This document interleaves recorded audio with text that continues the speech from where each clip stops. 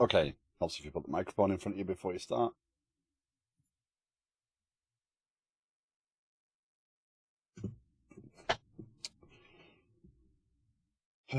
Okay. Yeah, I got coffee and something to eat ordered so that when I took the dogs out for a walk, I could get back and get it, and it arrived just as I arrived back. So well timed, but I've had to rush it down. So still want to try that. Brooksy gave me a game to look at the other day, and I'm kind of keen to try it. For some reason Temptic is struggling with something with cause, and I can't see anything I've done differently with that. So okay, Copper Beardy, hello. How you doing? How are things? I hope well.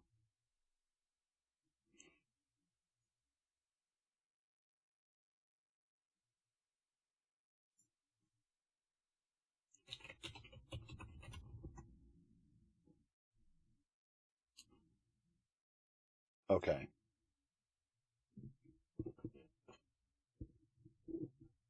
Uh-oh.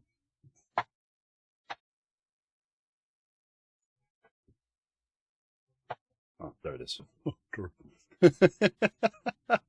Not too bad, Minotaur. Oh. Oh. We'll take the not too bad as a positive. Sorry, I was just having a moment. So I go to sign into the Azure portal, and it asked me for a code, an approval code on my phone. And I'm looking around trying to find my phone.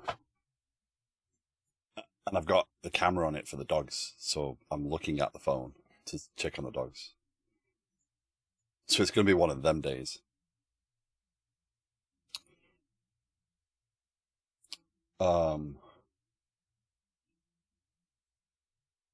So because I don't know exactly what I'm doing with the Azure side of things yet, I've never gone through this. Old person moment. I'm not going to show the Azure portal until I'm very, very confident that I'm not going to show something I shouldn't show. Right? I don't want to display an access key, or I don't want to display a connection that is private, etc., or any credentials. I don't think I would show anything that's particularly revealing. But being that I don't know my way around the Azure portal, I'm not going to show that. I will provide as much as I can so that we're not just staring at a screen of code. But yeah. So based upon what I've set up in the storage so far, I've set up a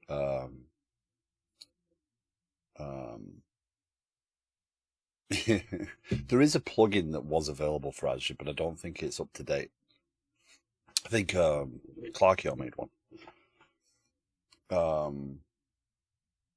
But again, I don't know what I don't know, so I can't predict, what I can show, etc. I think most of Azure Portal is actually pretty safe to show.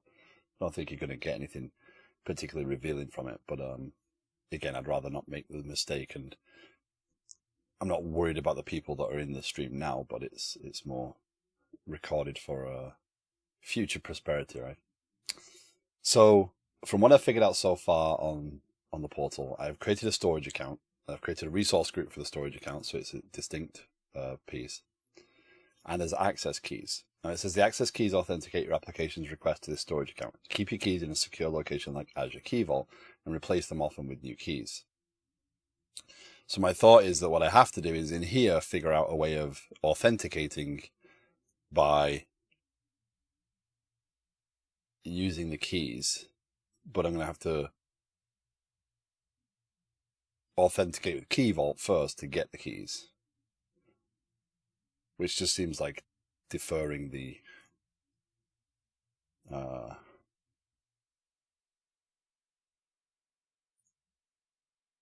yeah, I suppose I don't have to store the actual keys then.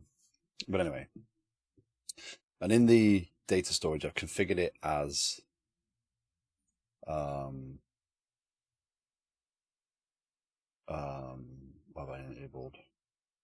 I've enabled soft deletes, hierarchical namespace, so I should be able to present folders, because my thought is I'm going to put this into a folder structure. So again, the storage provider actually right now needs GUID tenant identifier, right? Realistically, I'm going to need to do some more organization on this as well, because it's going to need to do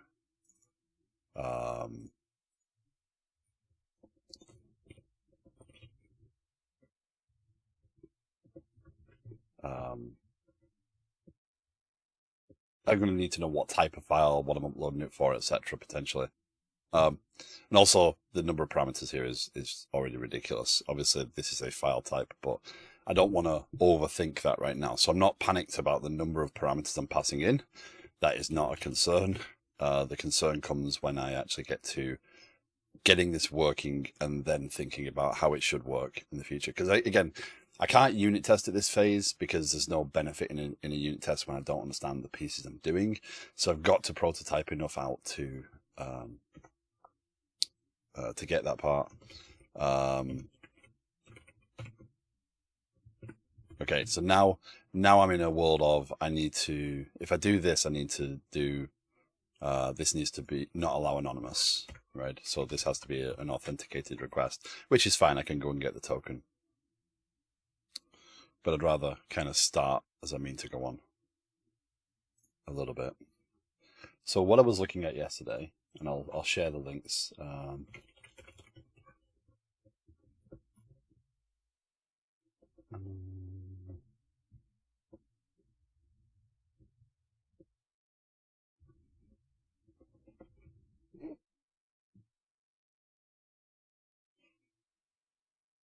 Upload files to Azure Blob Storage. Upload a blob with .NET. So I'm looking at this.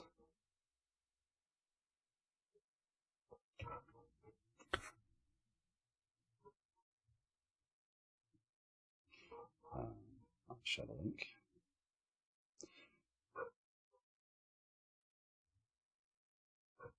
And as always, if there's anybody who has knowledge and knows that I'm going off track, you're more than welcome to drop in.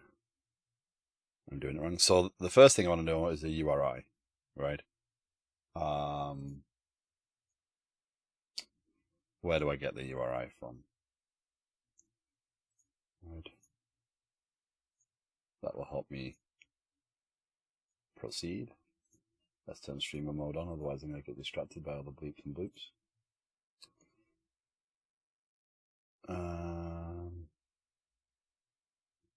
So I'm used to seeing. So account name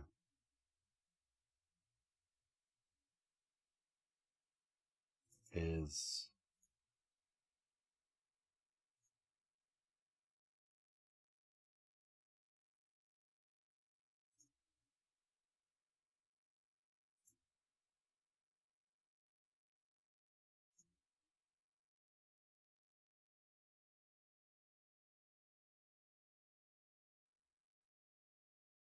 to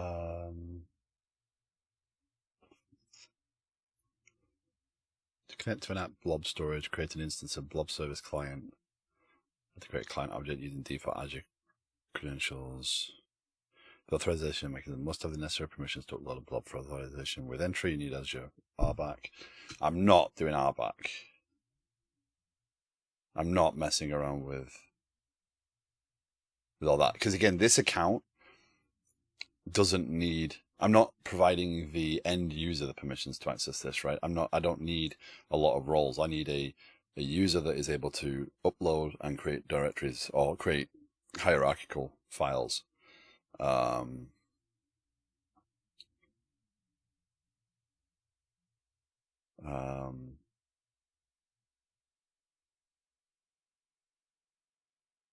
library configuration options, upload and process image files, create the container, After the storage account is provisioned, go to resource, containers, new container. Here we go. Attachments.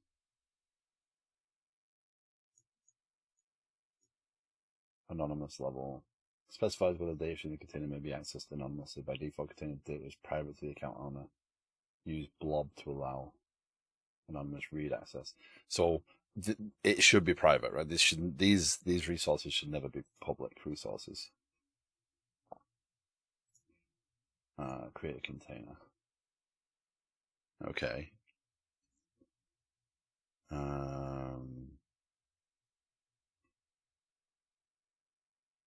Retrieve the connection string. So on the left navigation, select access keys. Oh, so storage account name. Okay, I get that now.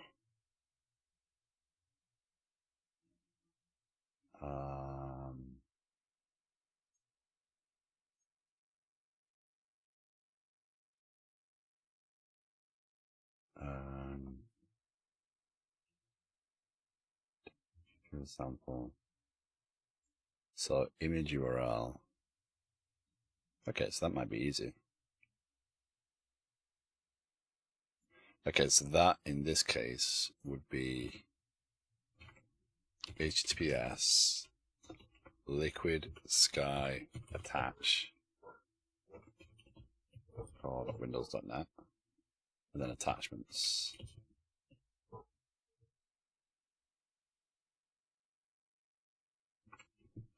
Right. What do you like about that?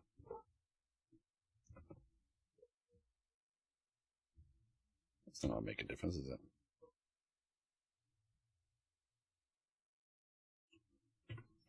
Okay. What do I actually like about it? Just recognizes it as that. So I'm creating a blob service client so that I can inject further down. So I'm going to try and build from the beginning, right? So they're creating an Azure function, whereas I'm not trying to do that way.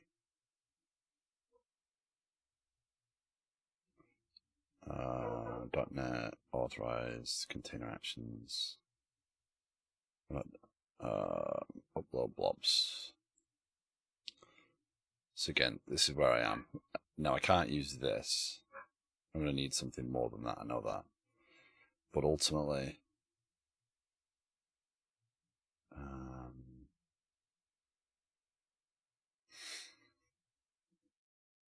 specify data transfer options, with index tags, block client, a block blob. But it sounds crazy.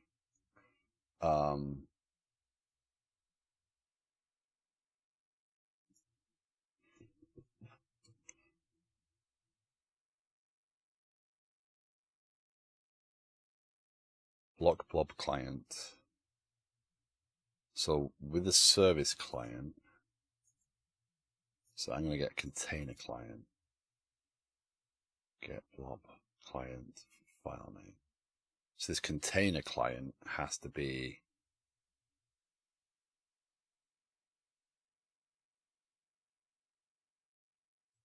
so is that get blob client. Okay, so that is the file name I'm going to get. So this container client is already scoped to the container.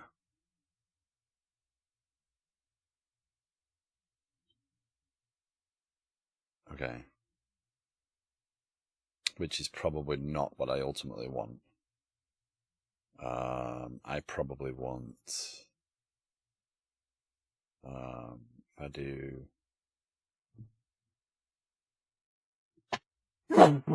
sorry, blob service client here, service client, and I do var container client equals service client dot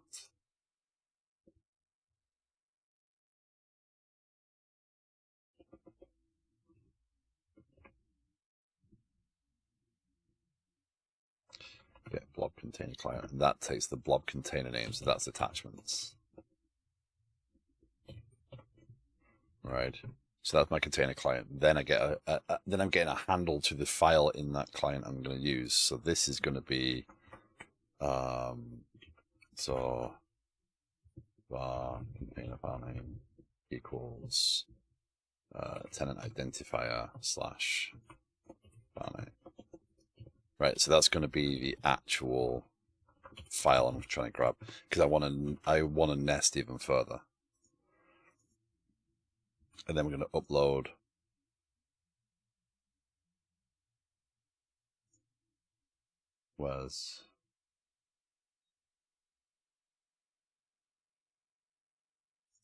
blob client is the actual file. So then we're going to say, so that's creating a remote endpoint. It's basically just saying stream this data to that point, and then we're going to close. Okay. We're going to close that file stream, so we can't do anything else with it, which I don't think that should be my responsibility, right? That's a passed-in stream, so it shouldn't be on me to change that stream. I mean, I've kind of moved the stream forward, right?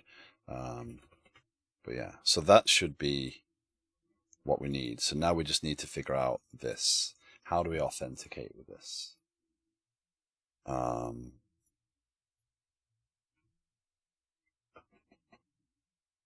Blob client. We're not doing blob.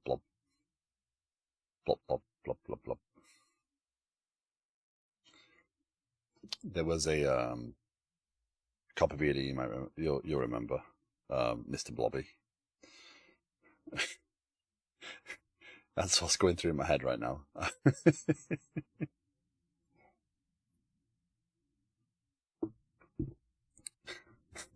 I'm saying blob.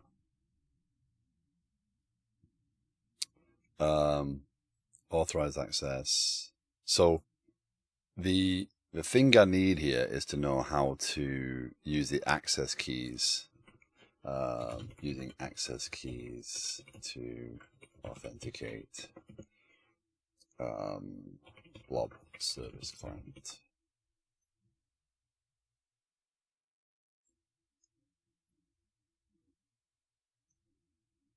That's that one. That's that one.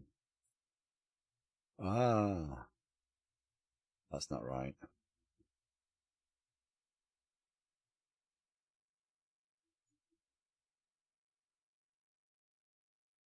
Account key, here we go.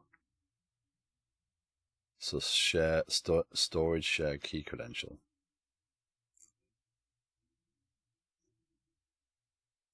And then I don't need that, do I?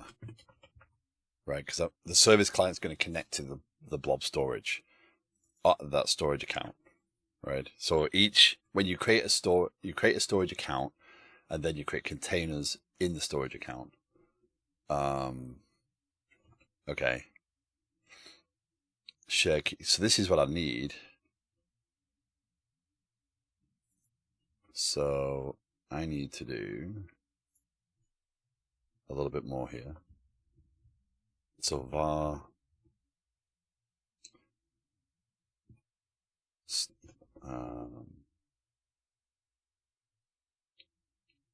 I mean, it could affect beyond this account. Hi Tar, how you doing? Okay.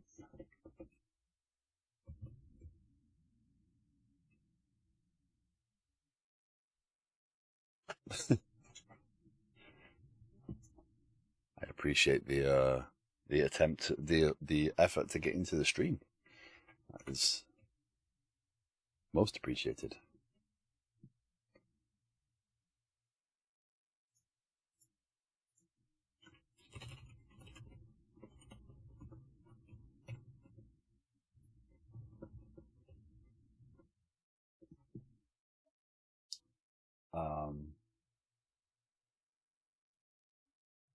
So let's bring up that again.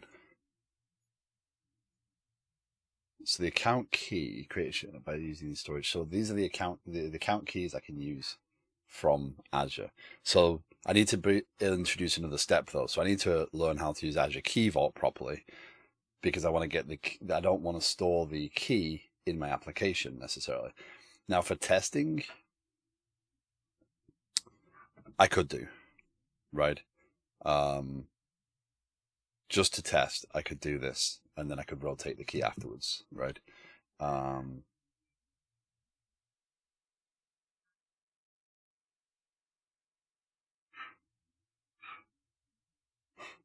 My dogs are playing. Shake credentials.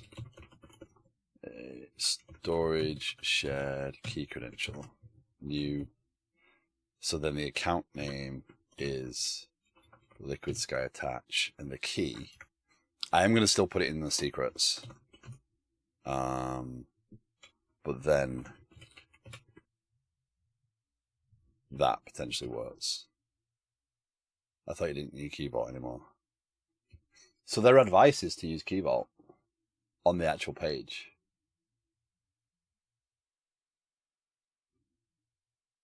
I mean, to me, that's kind of just like,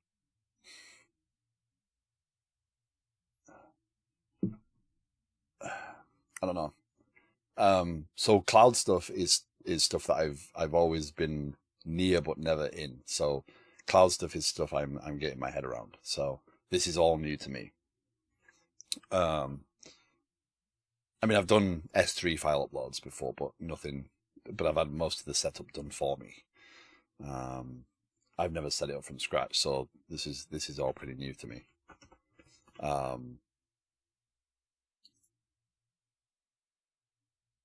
But their advice on that page is to use Key Vault to store the actual account key.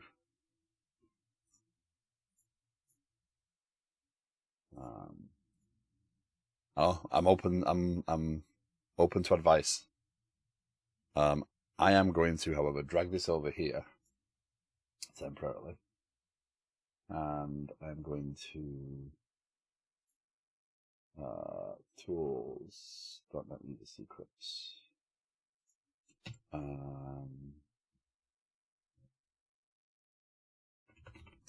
Azure storage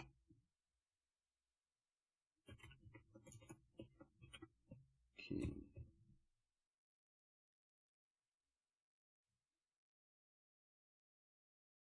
The recommendation is you rotate these frequently, which is going to be interesting. Rambling Geek, good afternoon. Does that mean you're not listening as well? Okay. Have I closed? I'm going to close all my tabs just to make sure. I have a habit of... okay, cool. I have a habit of leaving the secrets tab open and coming back from away or something like that and having the secrets screen still there. So I know what I'm doing, it's fine. Hold on.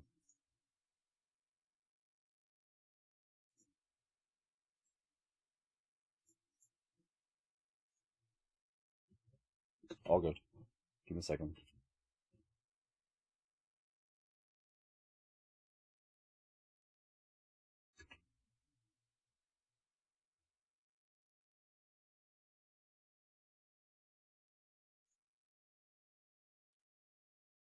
I have 80 VIP slots, so you're more than welcome to one of them.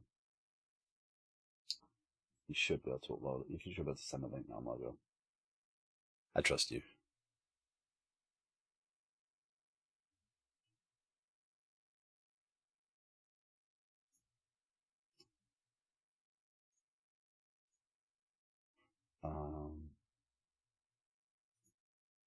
My link was specifically using Entra.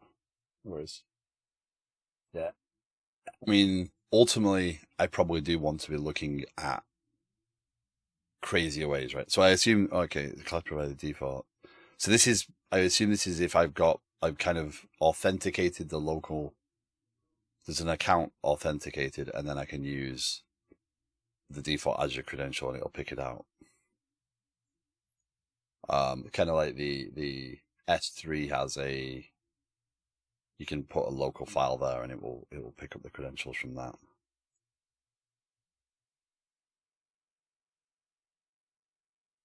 It's a class provider Azure where you can learn more about. Supports multiple authentication methods and determines which method should be used at runtime. Okay, so Right. Okay. Yeah. For what I'm doing right now, right? We can always learn, right? Um,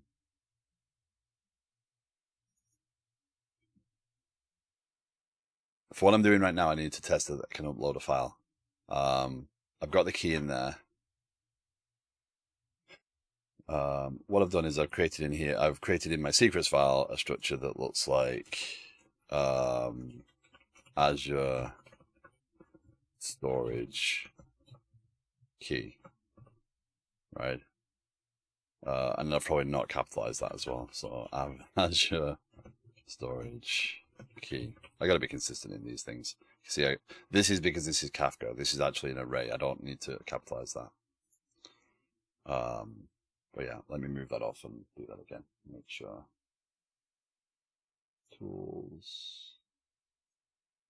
Yeah, I didn't capitalize that. I don't know if it matters, but I'd rather not find out. So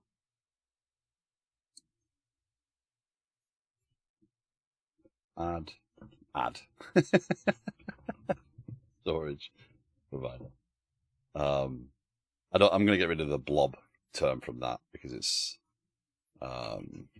Azure storage provider. Right now, this class will probably be a utility class overall. Again, if I don't understand the things I'm going to use it for, there's no point trying to over design it, right? When I realize there is a pattern or there is something that is consistent in how it's being treated, then I break it out. So if I end up with, creating folders and doing all sorts of stuff, then I will probably break that out into more distinct behavior and actions. But until that point, I'm not going to mess around. So, var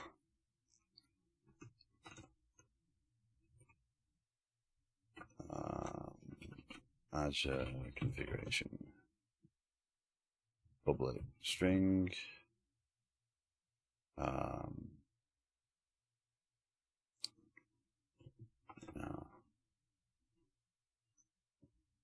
public class storage public string account name public enumerable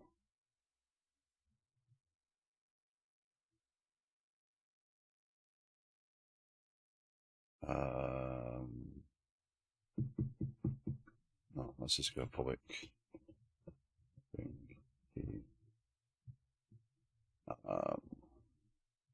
public string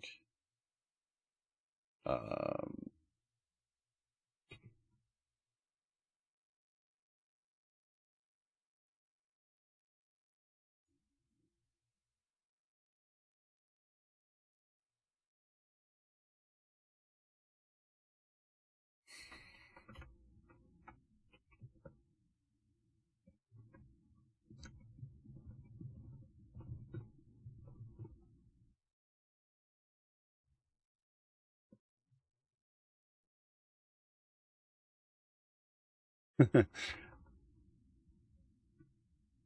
attention to dialogues.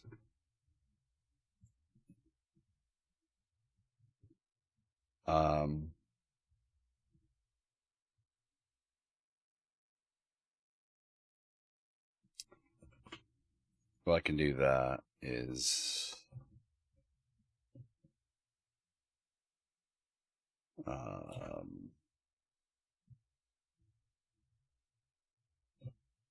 that's that. So my thought is what I'm doing here is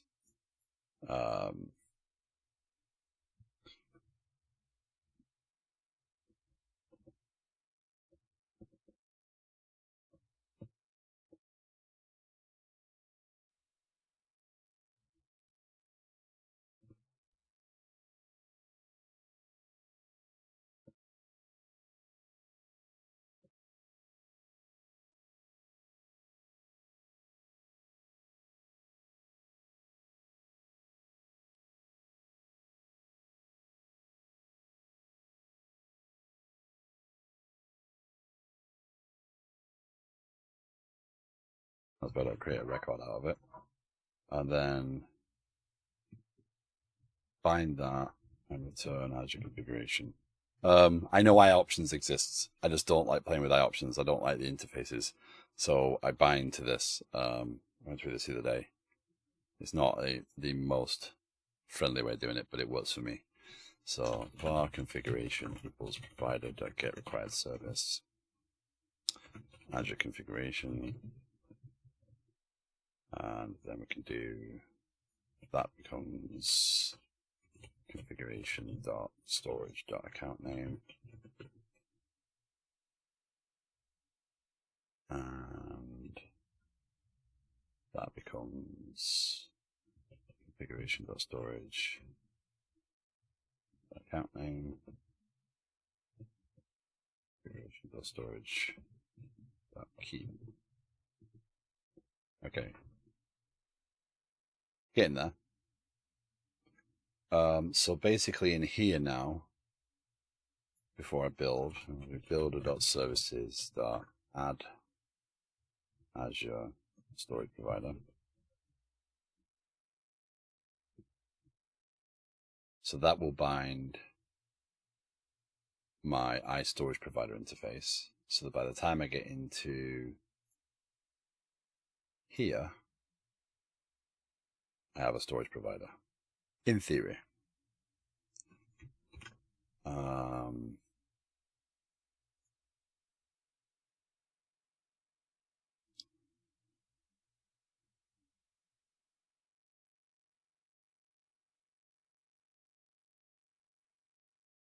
I need to run the full stack because I need my token now, because I need to be able to authenticate against this before I upload the file.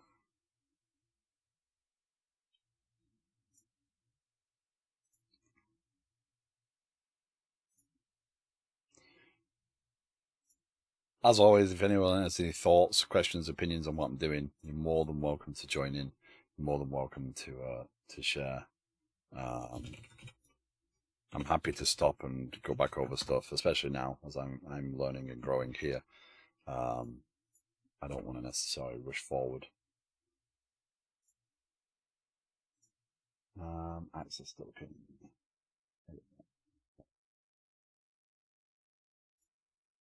So, yeah, don't worry about me being productive.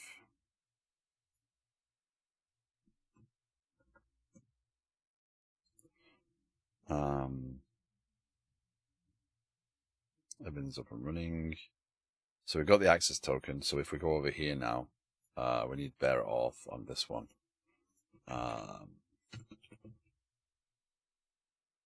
Right. So now we should be able to upload this file,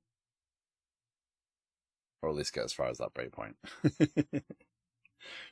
Do we have a storage provider? We do have a storage provider. It doesn't look very healthy, but it is an Azure storage provider. Did we get into here at all? That didn't work, did it? Stream error, it needs to be 2 framing there.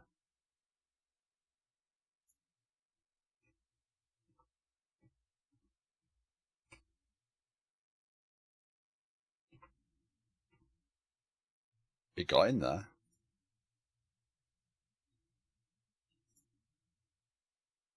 We do have a service client, it all configured.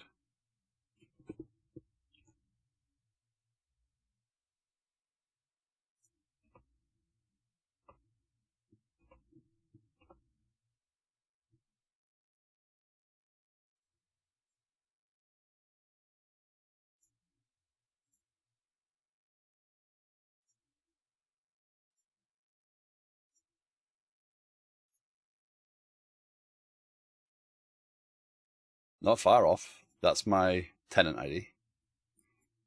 And it uploaded files array.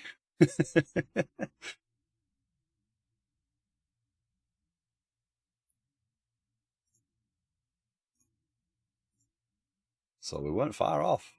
Worked first time almost. I'm taking that.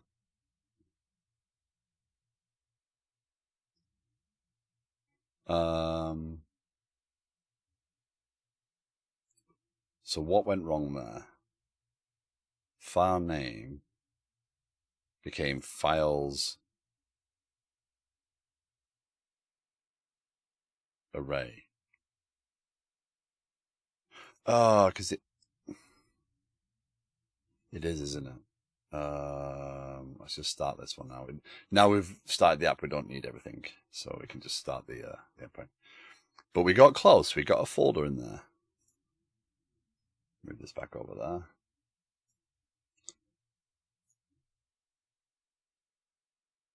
And now go here. Let's have a look at what that data looks like. Okay, so file is a form file. File name, not name, file name. That's what I need.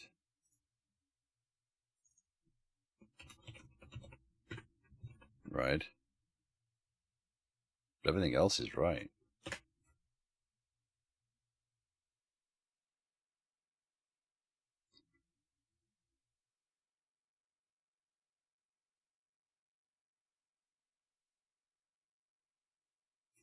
So, I mean, this should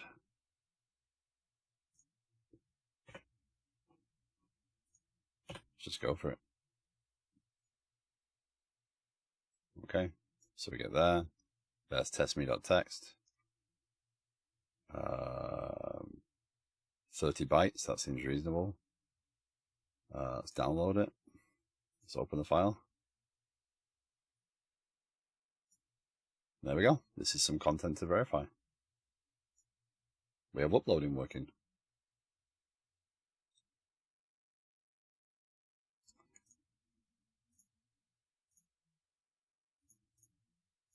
So we have a tenant directory, and which is good.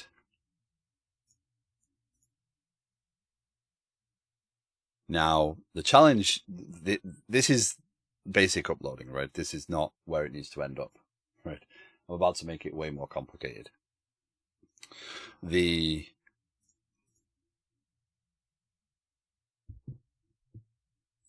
file name is great. It's great that it uploaded with the file name. We proved that out. But perfect. I figured it wasn't too hard. I'm still stuck on auth, so I haven't gotten to test storage yet. Nice. Well, yeah, it isn't that hard. I can do it. So all we did is we created a service collection so we could we got the configuration, so that loads the configuration out of the app settings. We then set up dependency for a blob service client, so add singleton.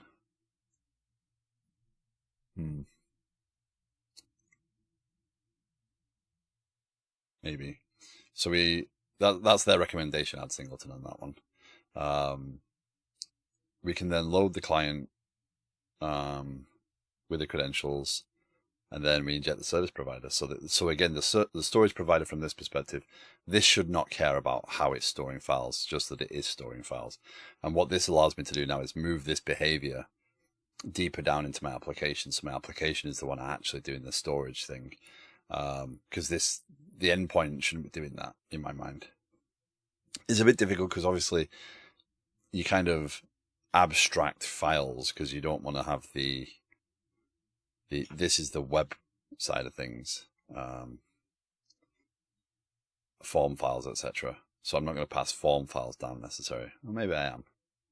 Where does form file live? I don't like passing any web concerns down into any application layers. It's just a thing I have. iForm file. Yeah, it's an ASP.NET call, so I'm not passing that further down. I'm not taking a dependency on ASP.NET into my application layer, because the application layer shouldn't care that it's ASP.NET or anything. I can wrap this up though. I can create a stream. I can create an object that is this data, right? Which again might seem redundant, but it is what it is.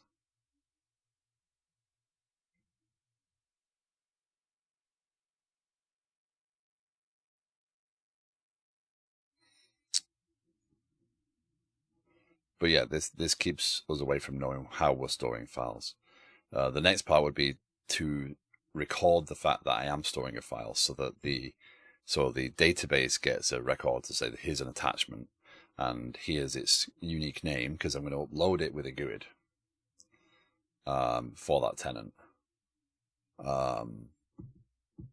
That way it has no chance of collision. So if you've likely come across systems in the past where you've gone to upload a file, it's like a file with this name already exists. You don't know where that file is, you don't know anything about it. So yeah, the challenge with doing that is you have to then attach meta information to the file, because if you're downloading that file, you have to attach name or use your local storage to do it. So what we did at my past employer is we uploaded all the files with GUIDs and attached meta. And there's a meta you can attach that when it goes to download, it will automatically have the name of the file. So when you hit download, it still has the file name, even though it's a GUID on the file system. So you can't guess the file name. And the GUID means nothing. And sorry, it's that time again. I've got to move over here.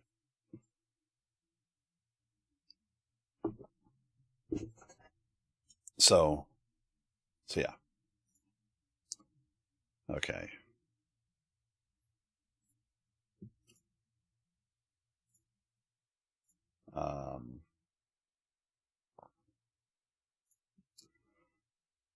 Okay, so I probably should commit this. First version and all.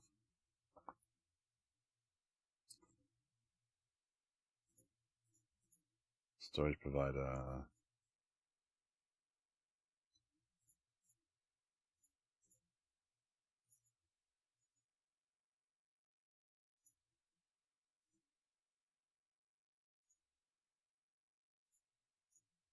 Roll back that one.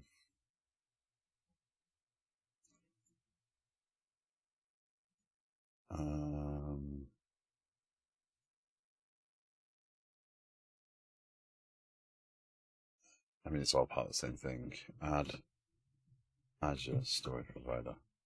So, question: do I introduce the Amazon one now? Do I do an S3 storage provider now, or do I move forward with the overall design? Probably best move forward with the design. But now I'm like, how wild is S3?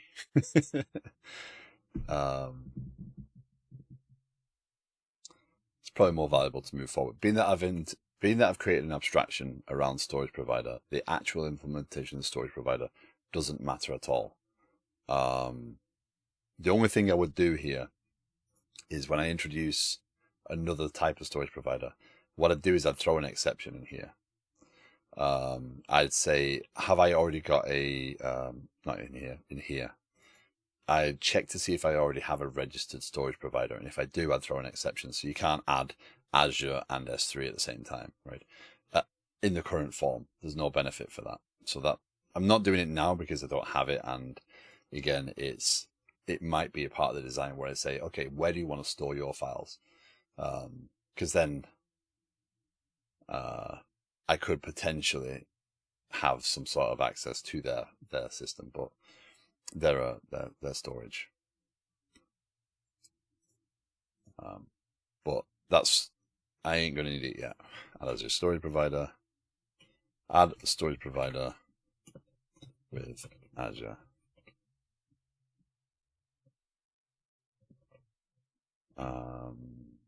Added attachment. Uploading.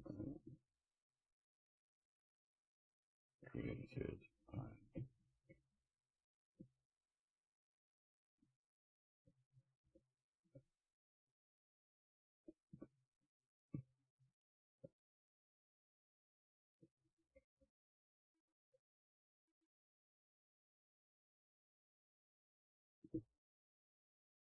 Yeah, move forward for sure. Okay, that's going fast today. Good.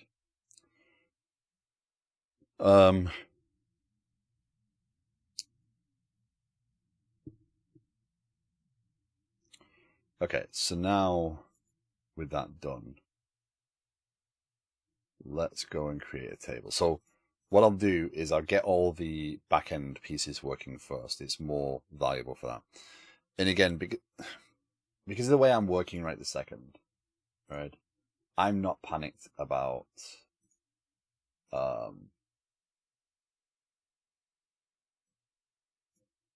the technicalities of which story I'm working on, etc. Which is very ironic considering what I'm doing, right?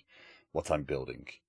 But the fact is that if I stop to go off and figure out the stories, then some of this development slows down, and that isn't really good for streaming. I do know that the stories are not going to be engaging. Question: is your auth and storage passing through an API? I'm thinking maybe I should try this from an API rather than a standalone web app.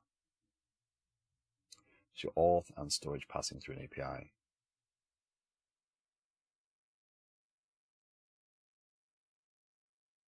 Auth is in my auth to Azure, or is in my auth to my to that I'm logging in as?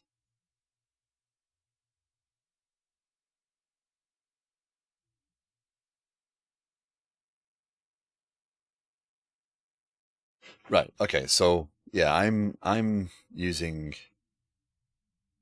for the logging in of this application. This is all auth 0.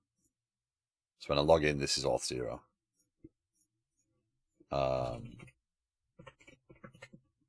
So my auth there to get my tenant, etc., is there. So my API here, I now have my user.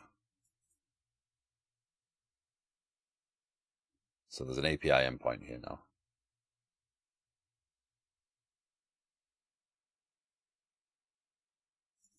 And then we got the configuration.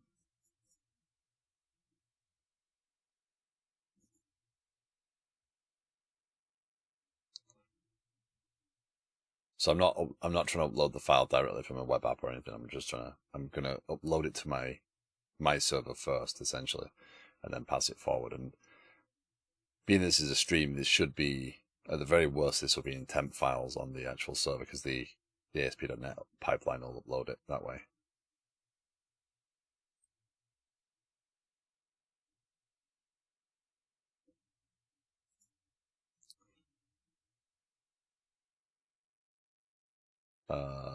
Yeah. So, but I mean, that logging into Auth0 is very easy. I haven't tried doing anything with Azure yet, but the Auth0 stuff is a library in Angular here. They do have a lot of samples for other frameworks and other tools though. But from my experience so far, Auth0 is just the simplest to get started with and just get up and running, and it's pretty solid, and it's free as well. Setting up things like Entra and stuff.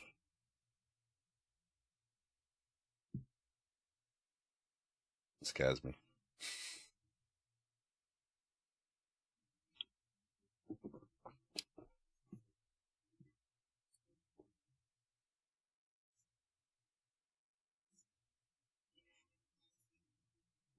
Okay.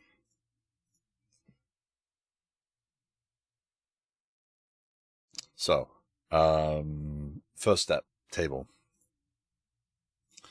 So this is a planning items concern.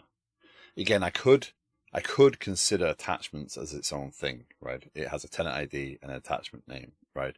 So I could potentially break attachments out as a completely isolated part of the system,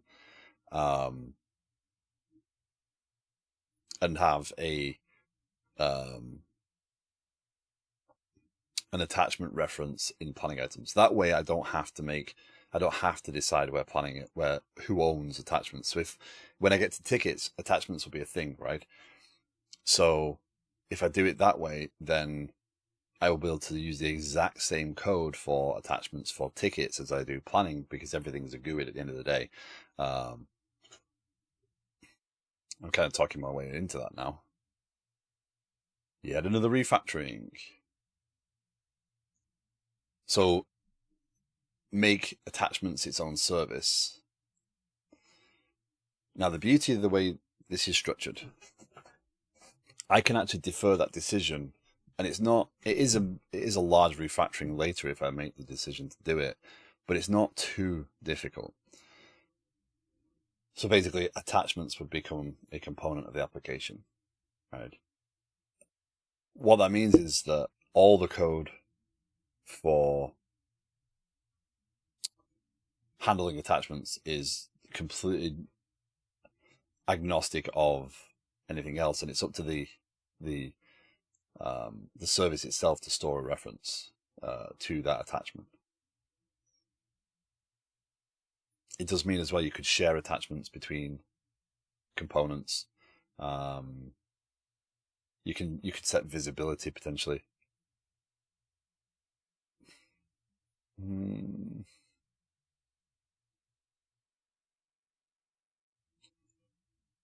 Let's get the workflow in, because I think that's actually a viable refactoring session later on to see.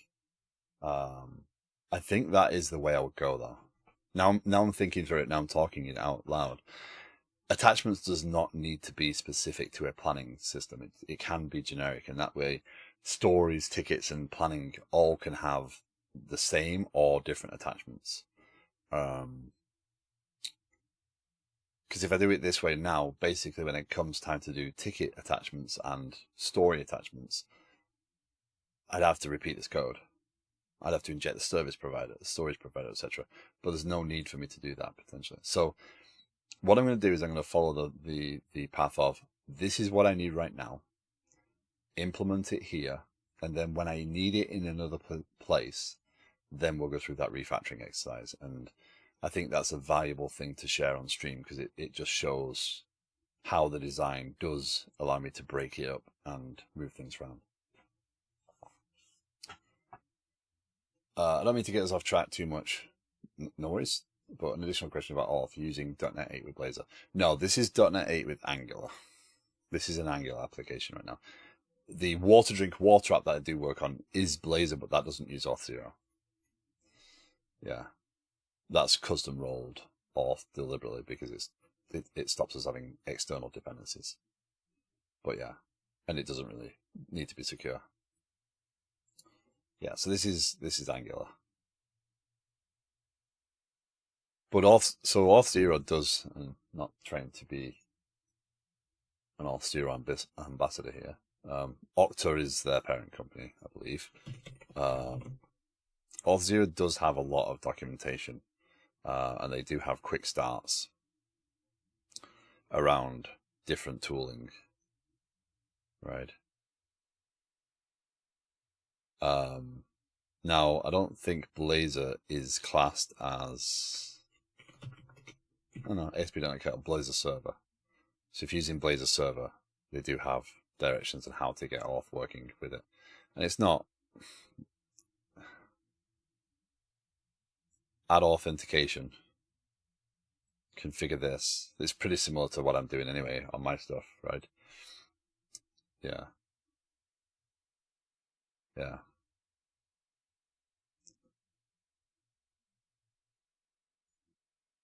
Yeah. That's what makes Blazor difficult. Is it? But they do have documentation for pretty much everything. You can expect, and it's generally good. Not perfect. There are some mistakes here and there, and some old leftover stuff. But yeah, I'm using Angular. So let's get this table in place, and then, so this will be, I'm just going to call it attachments, because when I move it, if I move it, well, no, not if, it's going to be when I move it later on. It doesn't need to be planning item attachments or whatever. That would be a linking table. So similar to associated tickets, it'd be associated attachments. New column, ID. This one could be quite large. So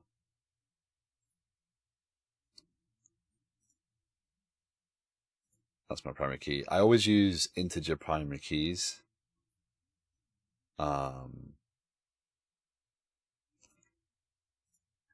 And I have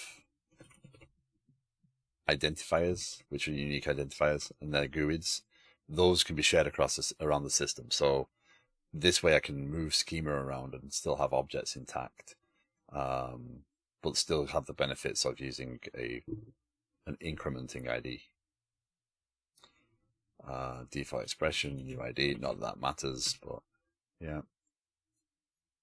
Okay, so this would be name, not null.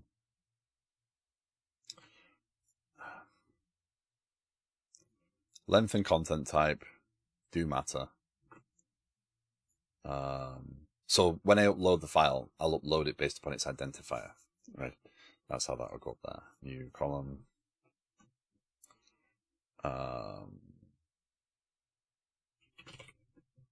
Length. Integer should be plenty.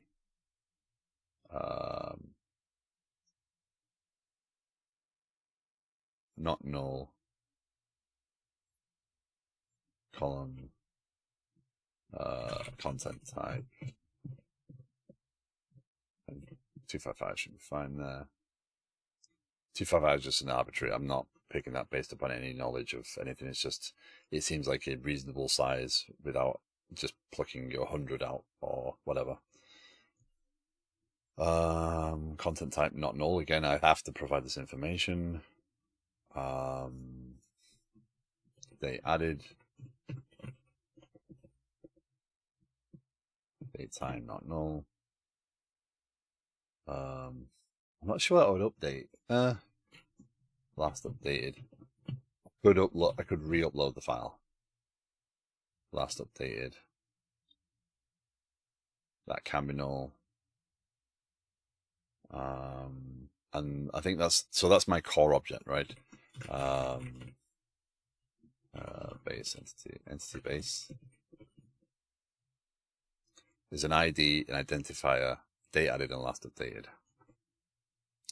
Add rate BRB. There it is.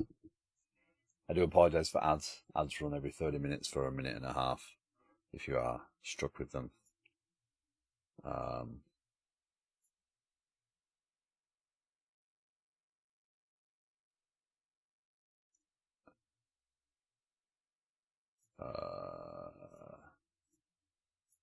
Name. No.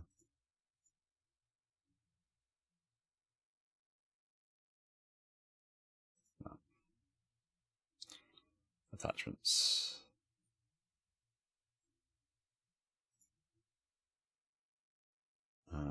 Generate DDL to clipboard. So we go back over here now. Right now, planning items. Add file 005. Attachments. SQL.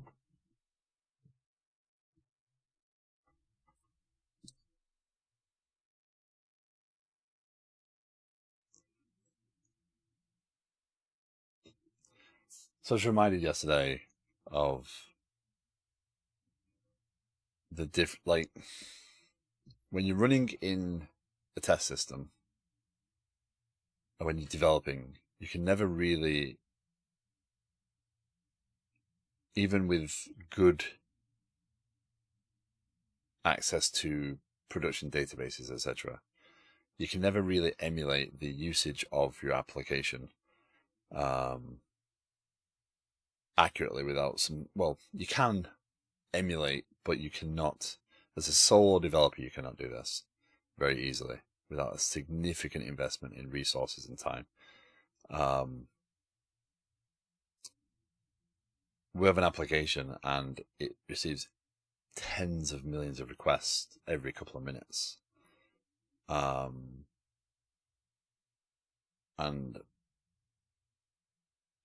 the reason I'm bringing that up is when I'm thinking about the database, I'm thinking about indexes and stuff. A lot of developers don't consider indexes and the speed at which to add. And then these things get missed as you push to production. And then all of a sudden why is it slow? I don't know why it's slow. And the tools you need to go and research that and understand what's going wrong with the data connection. What is slowing it down? Is it because it's sheer amount of data? Is it a corrupted index? Is it all sorts of stuff? Those things, they're guesswork when you're developing.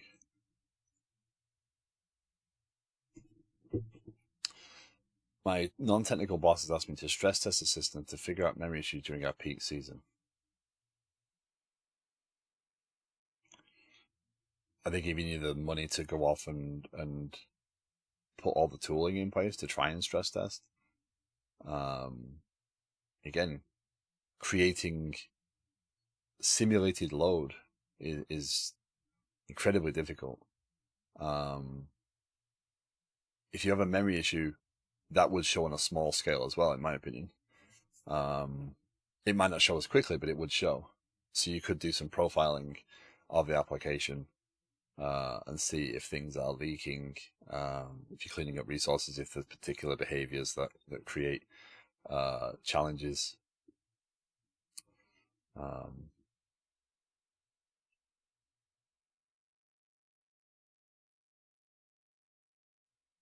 Yeah, it's that's not an easy thing to do. Stress testing is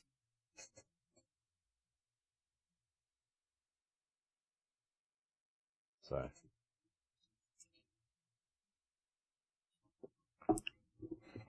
He asked me if I finished DevOps yet after I continuously told him that DevOps is a continuous process. One can I did say that like Sean Bean then to myself. Temptic, hello, how you doing? Finished DevOps. Yep, it's all done. we tied the bow on that one, it's done. Oh, you wanted another release? We've got to start another DevOps cycle then.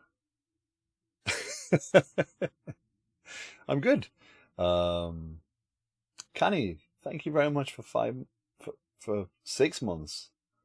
Thank you very much. I appreciate that. Welcome in. How's things?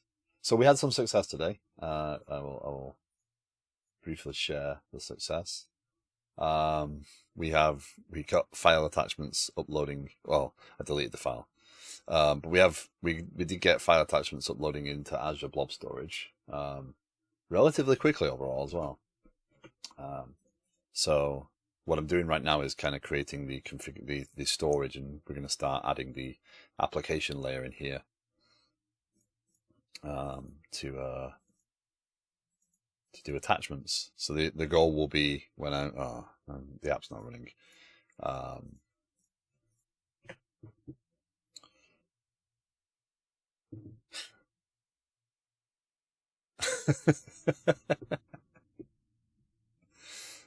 Okay.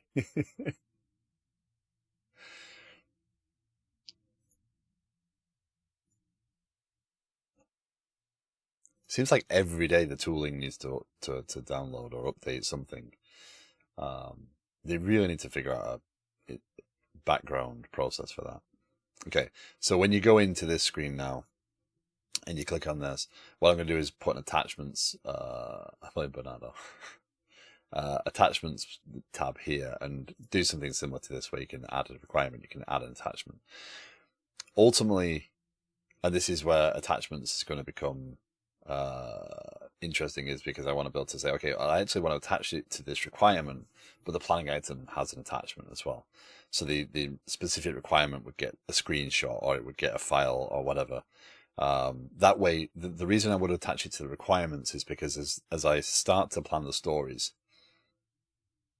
those requirements might actually be split into multiple stories, and I don't want the attachments that they're attached to lose context of those things. So the story that's created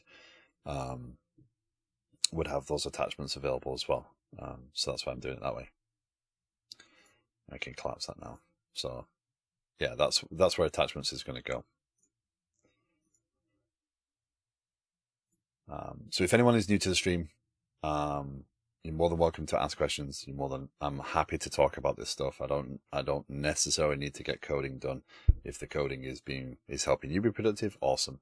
But just know that there's that much in here that I don't necessarily want to go into a deep description every couple of minutes. But you're able to ask questions and interact. And I'm always open to learning something new. So if there's something that you think I'm doing wrong, feel free. Let me know.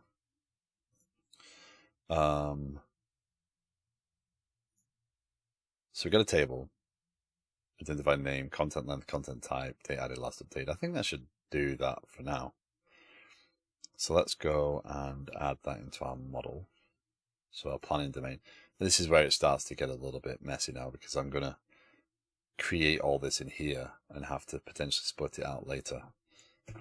But again, I think that'll be a useful exercise later. Probably should stop running. Entity base. So this is an entity base because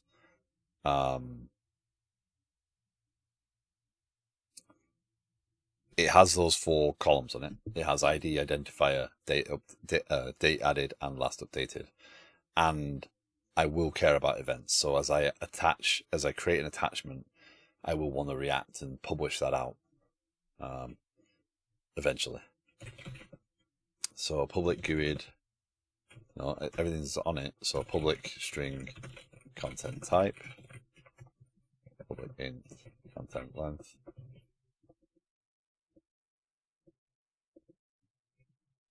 What are questions? Also, I decided to just use Godot as an overlay now instead of plain HTML CSS because of the code issues I kept on having. So I was actually looking through this. So this is so you just saw this work, right? So this is 4200 is now this is on HTTP, but this is my client. It's running. And in my program here, this is planning. So this is navigated to via an API gateway, but that should not matter because it just forwards that request. But this is my calls policy, and I looked at yours yesterday, and it looks no different to that. Allow any header, allow any method with origins, right? On HTTP at what on HTTPS?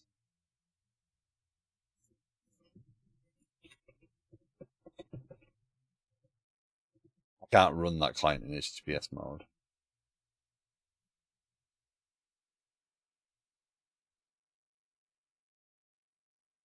Why would that matter? Because it's just a host header.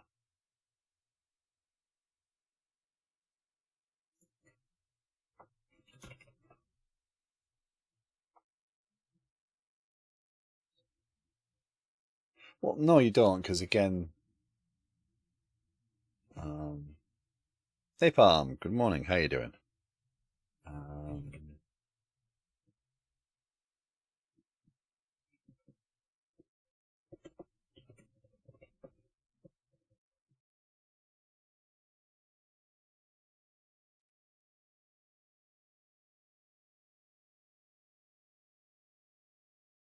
That's interesting though.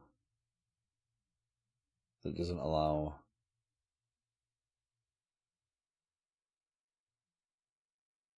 It's behaving differently on HTTPS.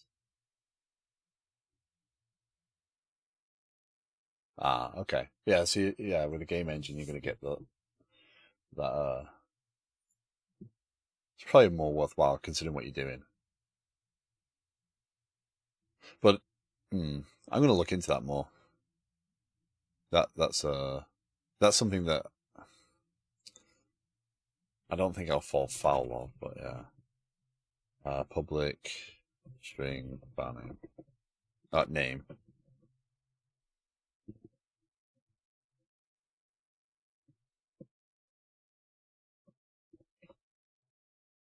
Do it that way. So that's an attachment. We now need to add that to our context.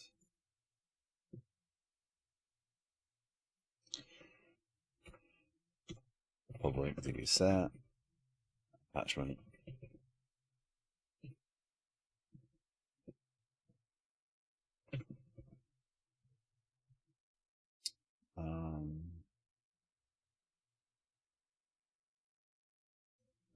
Honestly, I don't have this issue at my internship, but there we had a BFF, meaning they were on the same host, and well, it was HTTP local anyway.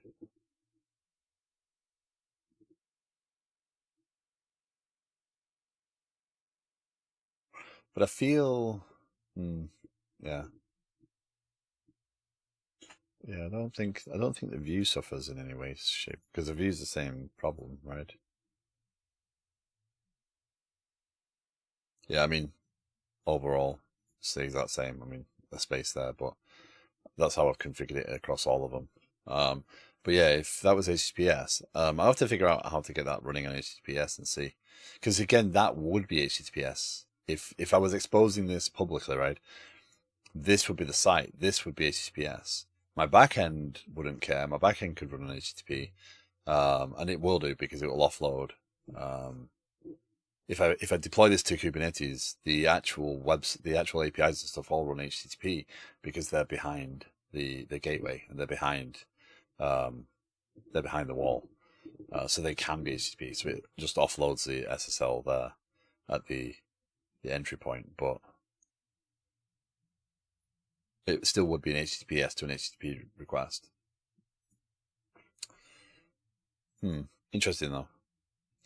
Okay, so let's get this in place. So now, panning up. So this would be attachments. This would be. I probably don't need commands necessarily, but so these are kind of use cases, right? For consistency, I'll follow the pattern, but this might be something I change up. I was watching a Nick Chapson's video the other day, and I was like, he made some points about the naming and structuring on someone's video asking him to critique.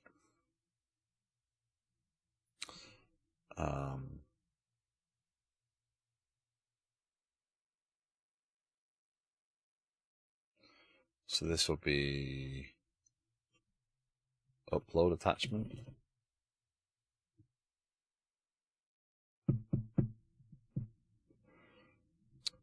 Do I make this about one, or do I make this about many?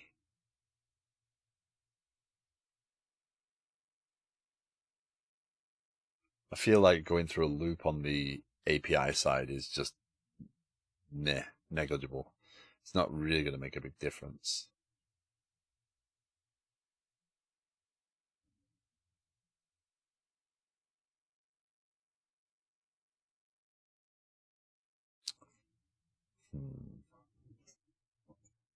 So I'm going to make it upload attachments.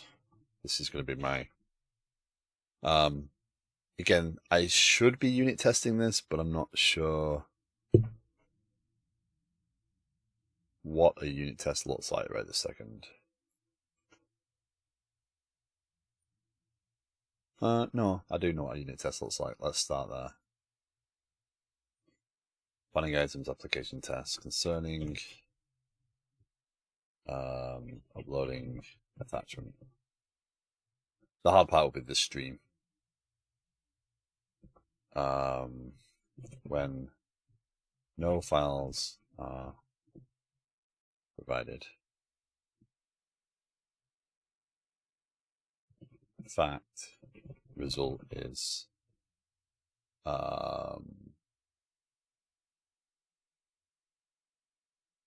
unit testing. I finally wrapped that up after 2 days of my current work. I am excluded from code coverage attribute. Yep. If you just mark everything to exclude, you've got 100% coverage. What will the result be? Let's go with result is failure for right now. So private upload attachments dot handler subject equals So that's that. We're going to need private eye, storage provider. So I use a lot of mocks. Again, my unit testing style is not necessarily how people might do it. Nice that you're thinking from it, but go away. We need a tenant identifier at least. Private read-only GUID, tenant identifier equals GUID, and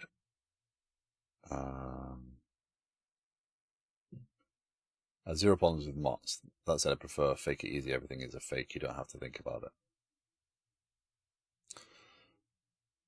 Yeah, I'd love to work in a group that has a great understanding of unit testing and really go into it and talk about the differences.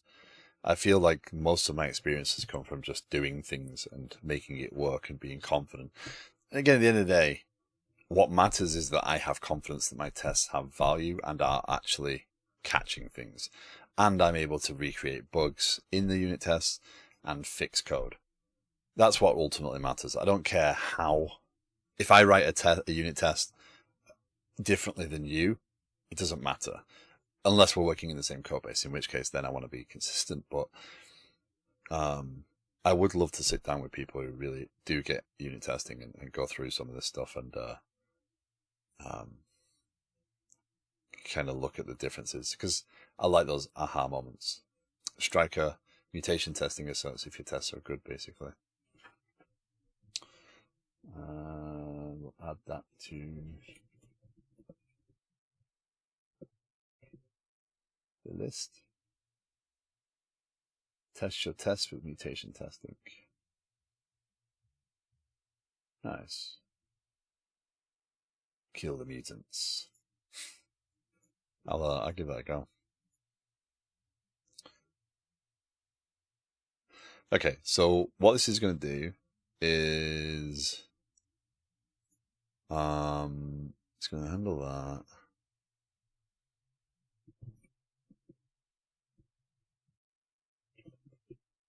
That's that. No affiliation with Striker, the company I work for. Happy coincidence. Nice. So this is going to be in records. So this is not going to have that. And that's going to be tenant identifier. And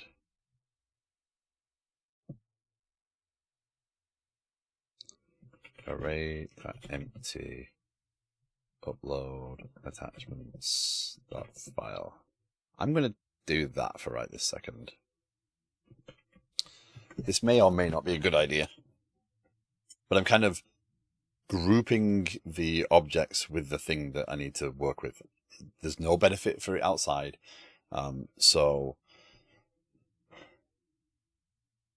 yeah.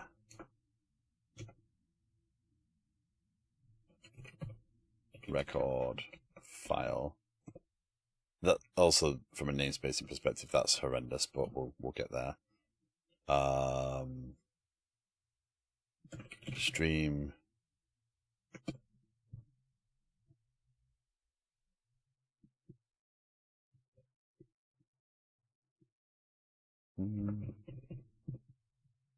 events. I might regret that one, but we'll learn.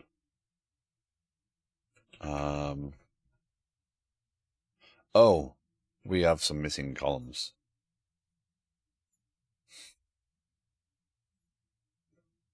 Modify table. So, fun fact, if you're using MySQL, you can add columns and it has the concept of before and after. If you're using SQL Server, you cannot add columns in between other columns. You have to add them onto the end. So if you're creating a schema from scratch, yeah. you're okay because you can rearrange this afterwards. But yeah, added by user ID. Hold on, let's be consistent. Planning items created by user identifier.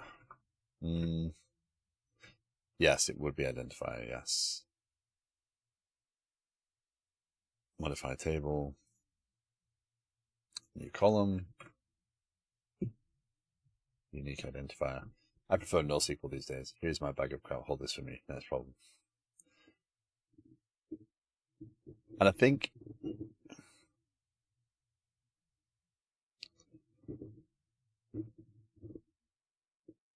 it's definitely situational.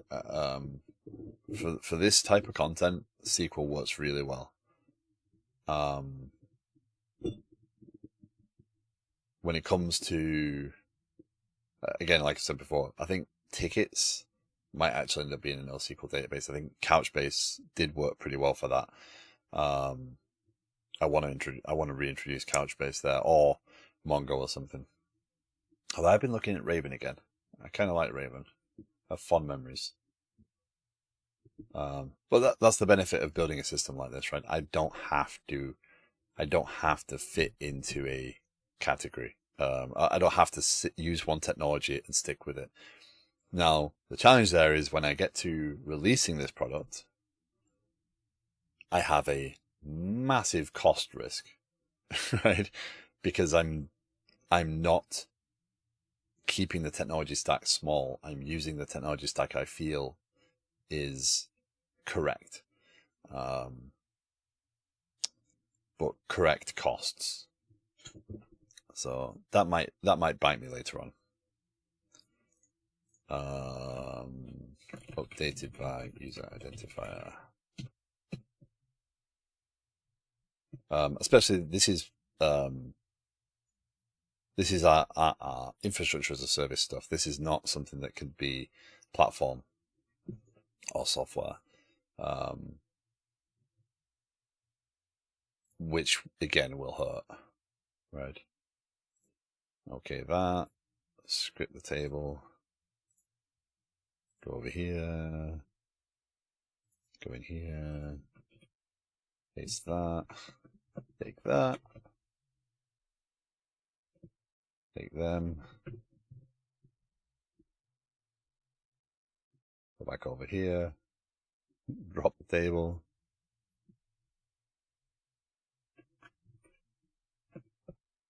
Create the table.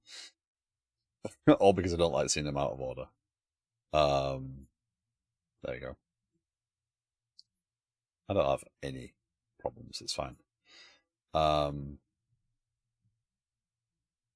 create the command. No.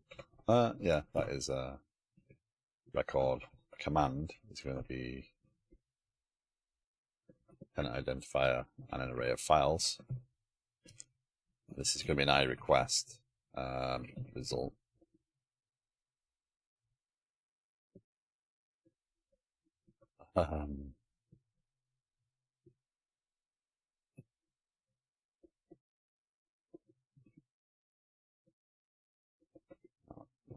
Oh, because I cut that's there.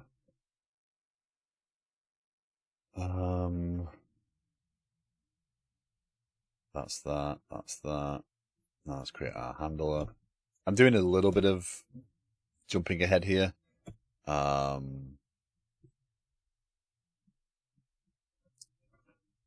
So forgive me.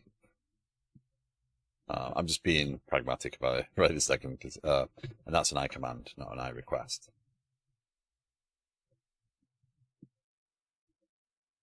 I do like that separation. And this takes a command and returns a result.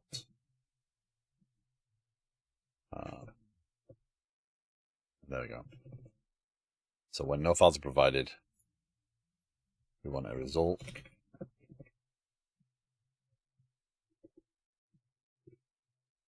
And then result dot not known. Result dot status is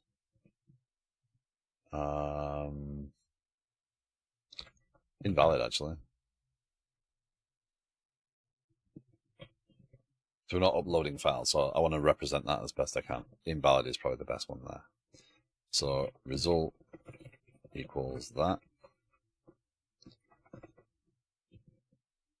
Let's run our test, prove it fails for the right reason. I can set constant testing going, but I do not want to do that right now. That would be bad. So concerning upload attachment, method is not implemented. That's fine because that's exactly correct. So we go here now. Let's do return.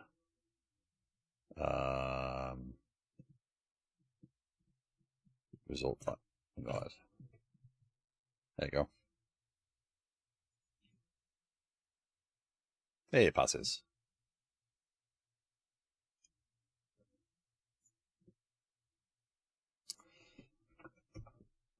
When file is provided. So this is always where I get into a bit of a mental battle with unit testing. Is if I can have one or many, should I write a test that is one and should I write a test that is many? Shouldn't make a difference, right? I'm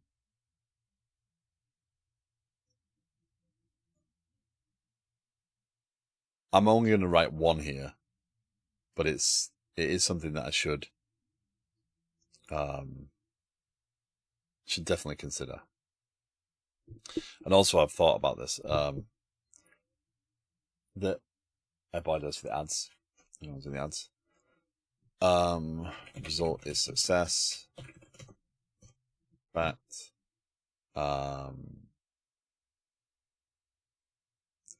storage provider upload file is called that.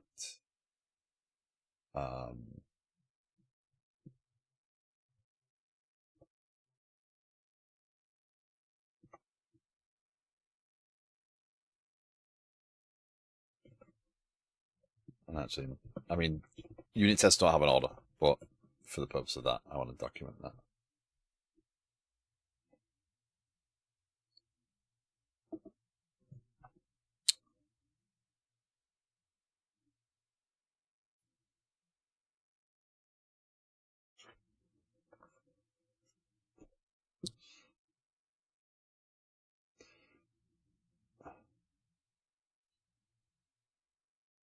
Okay, so private, yeah.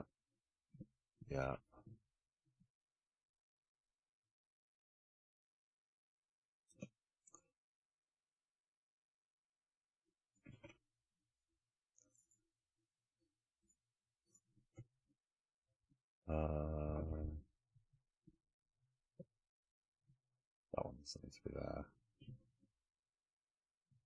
That can be there though. That's specific. This might seem like a lot of work for some pretty simple things, but I think it's worthwhile doing this sort of stuff, and it helps me think about what I actually need to do. Again, my unit test style, concerning upload attachment, when a file is provided, the result is a success, attachment is recorded, storage provider upload file is called, right? So I'm validating that those things are going to happen, and that's to me that is useful. I've seen many different ways of doing this stuff. Okay. Arrange. No. I suppose that is arrange. That's funny that they did that way. Result equals.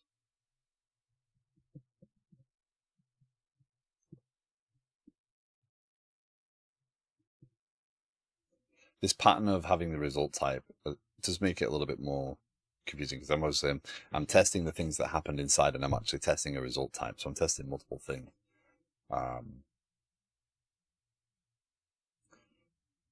Assert stuff happens all the time. There are quite a few void return async task methods that just need that, in my opinion. Yeah, I mean, again, it's what matters more is my confidence in what's happening, not that I'm following someone else's expectation of what a unit test is. I can learn and adapt and grow my unit testing style. There's no perfect way. But, you know, if someone comes along and says, oh, you're doing that wrong. Okay, how do I do it? I do it this way. Great. How does that help me? Right. And that's why I'm saying I'd love to work with a group of people that are kind of experienced with unit testing and can show, here's how I do it, and look at the differences, and this is why I feel it's capturing this where you don't catch this, and you catch this and I don't catch this. Oh, that's an awesome one. You know, you can share off of each other. Unit testing have this whole in and now attitude at time, as with most things in this discipline. Yeah, and I think we lose a lot of time focusing on what others are doing wrong, or they're not doing it the same way, and we listen to people. You know, I mean, I'm sat streaming what I do. I'm sure that some people will pick up what I do as a way of doing it, and they might go off and do it the same way. That's kind of intimidating to think about, but yeah, 100% like TDD write my test first. Nope, I'm not gonna do it that way. It doesn't work for me. Yeah. And again, yesterday I started with the upload attachments. I didn't start with the unit test. I started with actually getting the attachments working, because sometimes you don't know what you're even going to do. Unit tests, in this case, a unit test helps me explore the evolution of this code, right? I know what I'm doing. I know the pieces. I don't have any questions about the technical pieces. All I'm doing right now. Sorry, I've got a dog that's looking shifty in the living room. All I'm doing right now is kind of putting the flow together, right? So I create a file. I'm going to send that file, and then what I want to validate is that result.status.is result.status.success.okay. Yeah. Okay. And then I need to know the storage provider dot upload file async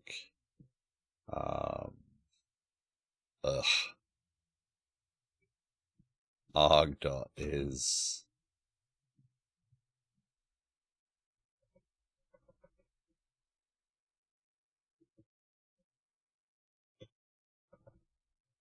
that might be the single most messy method I've ever made. I'm not gonna focus too much on that right now. It is a long argument list, but if I create another object, right, what value does that have? Introduce field constant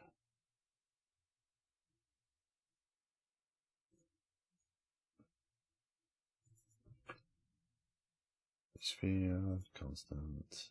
It's not going to be a constant.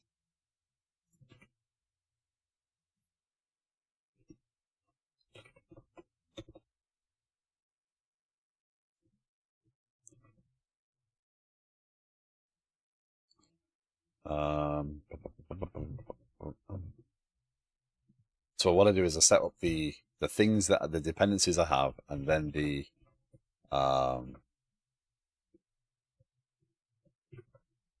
parameters that I have.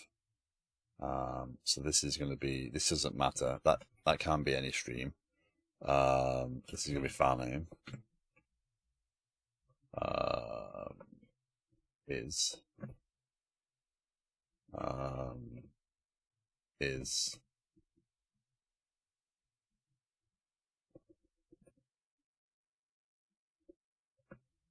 length and is content type.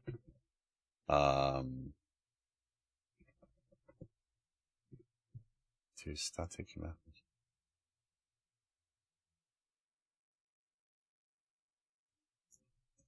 Oh, hold on, wrong way around. That should be received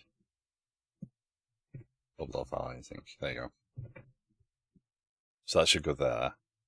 Then, as far as the attachment goes, I need a repository now. Private I repository. And yes, I am abstracting entity framework away using Ardalis's stuff. But I kind of like this.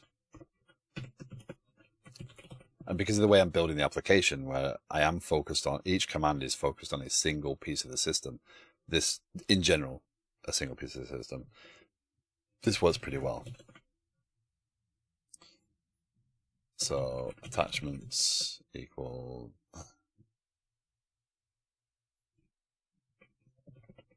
it's repository, not attachments.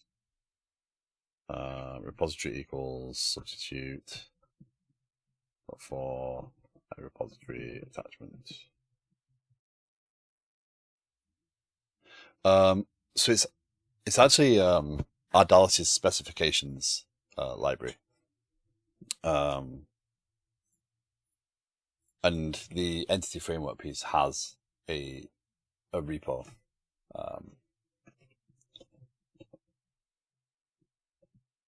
So it's actually this library. So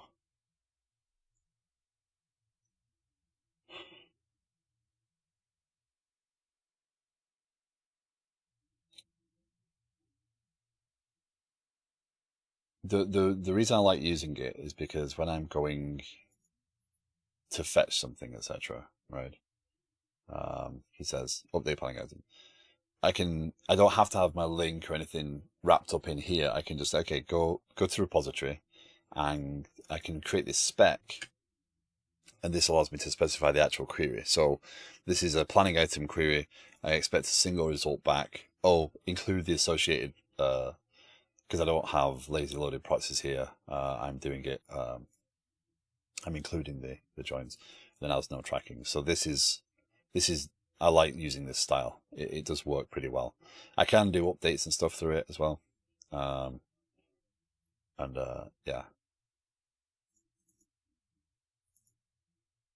So it works pretty well for me.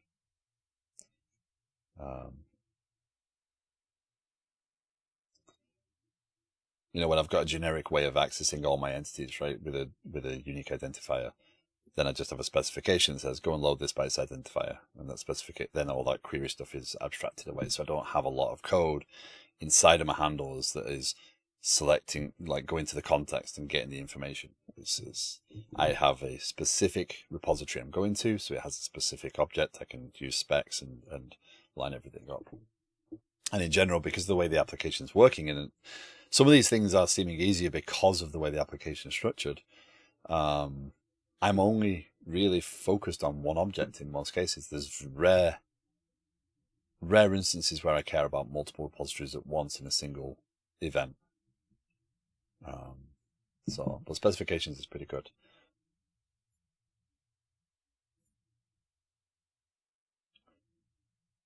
Nice.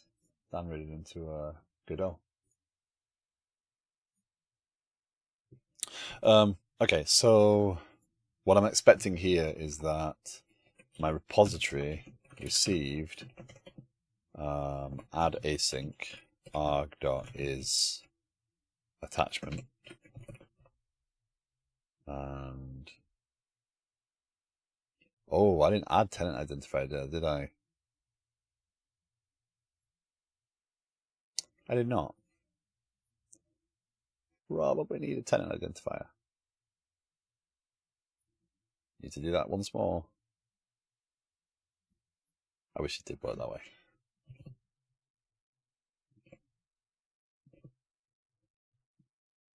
not null. And then kind of want to say that and that are an index.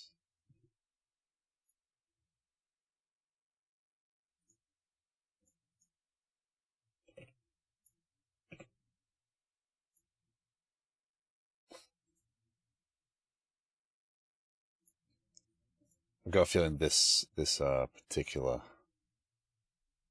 table would get big anyway, so I'm not really. Identifier.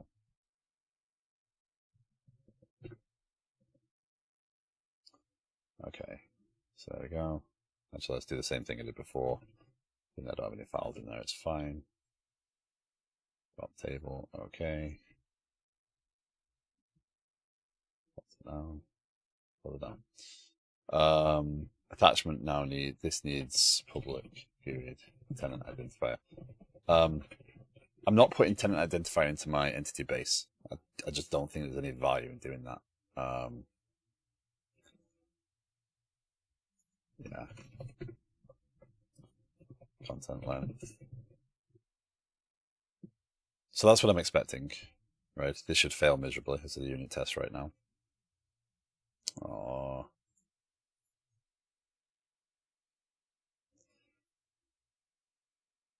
Right. Expected to receive a call, values match, differ, expected to receive. Right, so here I got a invalid and expected okay. I didn't receive these calls, so awesome.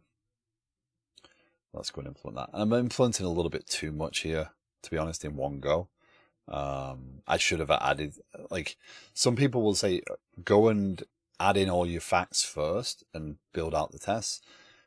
I'm about to write a whole load of code, and there could potentially be a knock-on impact there. So I think there's some weakness to the way I'm doing that, but it's fine. So now, for each var file in command.files,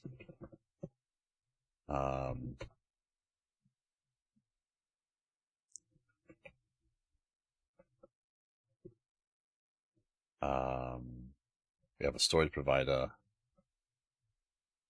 and we need an repository of attachment. Uh-oh, I gotta be careful there. The attachment is in the email stuff. I don't want to include a reference in the wrong path. So what we need var attachment equals new attachment.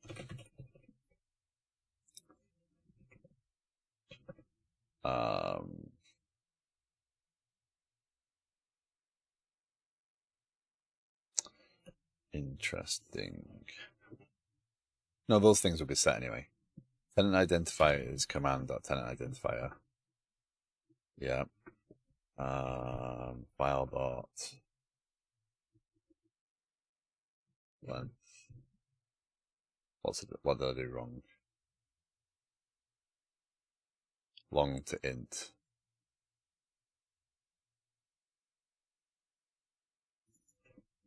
I don't think that file's going to get that big.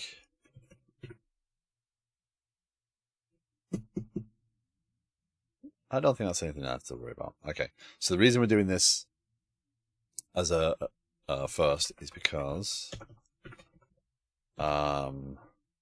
we add to repository. That needs to await.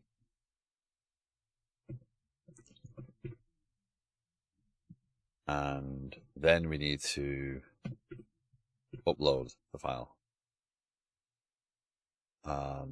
Again, contents is part of that, so that's the stream.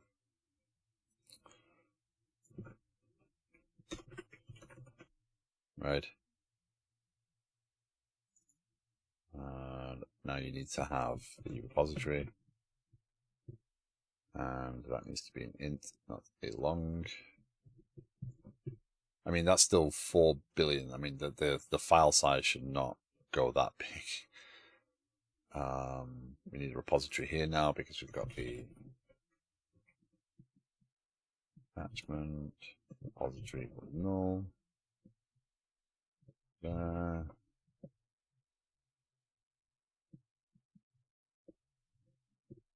Okay, now we should run this, and one of them will fail, and one of them should pass. Ooh. Okay. Storage provider upload files called. Cannot determine argument specifications to use.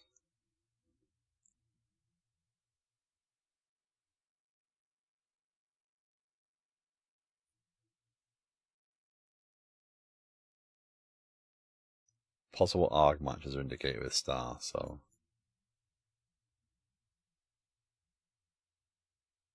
Matched argument specifications, so the last two. Okay. And that one would fail. Like if you're watching what I'm doing, you would have seen that was going to fail anyway. I knew that was going to fail because of the change I just made. I pushed in one direction to then go back and actually give. The reason I did that is because obviously I had nothing to dictate this in the first place. I just made it pass, right? So now when this comes along and does the thing, it now means that I have to implement the code to make this pass properly, and I now know it's done. And it's tracked correctly with the other stuff still in place. So that was a deliberate act. File name, file length, content type, arg, any cancellation token. So what is going wrong here? Are we not passing that? Are we not handling that properly?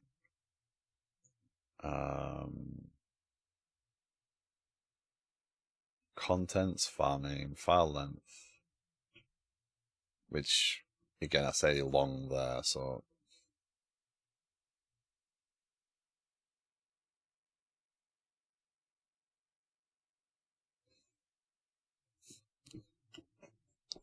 I mean realistically that they aren't even concerned for the upload file, right? That's not even necessary. So let's uncomplicate that. We don't need those two things, right?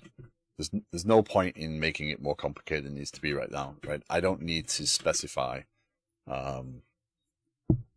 anything drastic.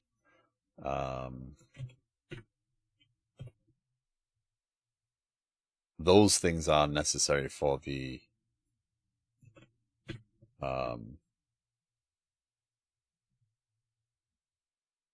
database, not for the actual code. Okay, there we go. Storage provider uploaded files called, result is success, attachment is recorded. So this one now, I now have a reason to change this back. If command.files. If not any, return result.invalid.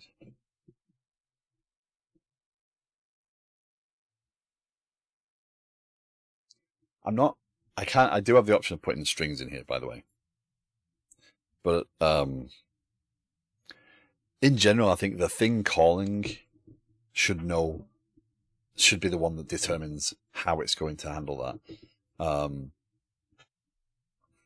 I know that I'm calling upload attachments, and I know that if I don't pass it any files, it's going to return invalid. So I know that an invalid state means I didn't give it any files. So either a select statement's gone weird or not. Okay.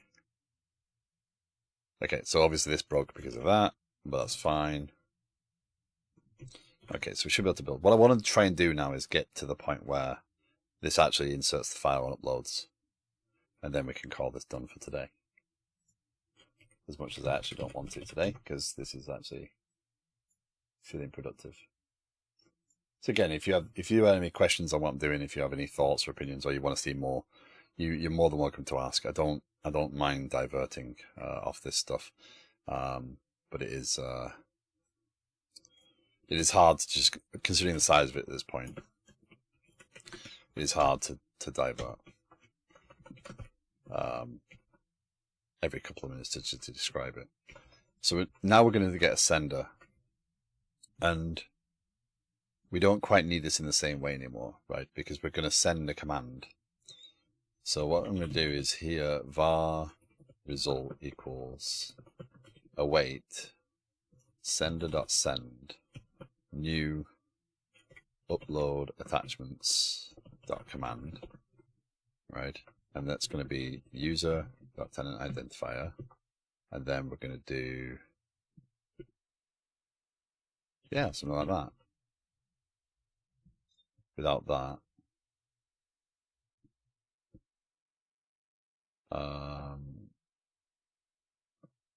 yeah, that's that. And that does not read correctly, so let's make that out here.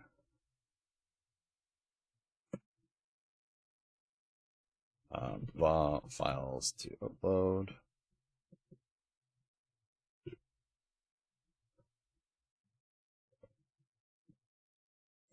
So there's one major issue I have with this.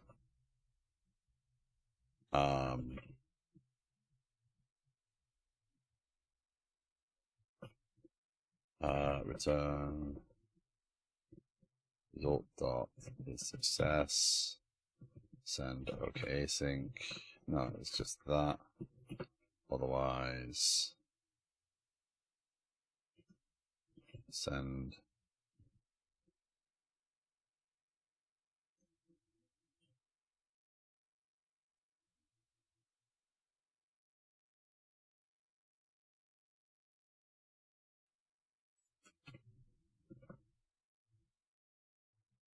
that's going to be if result dot is success. Await send OK async CT. Await send no content async.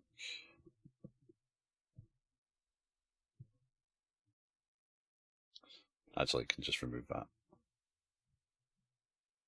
Same thing. Okay. So all that. Let's see if we actually have a file uploading.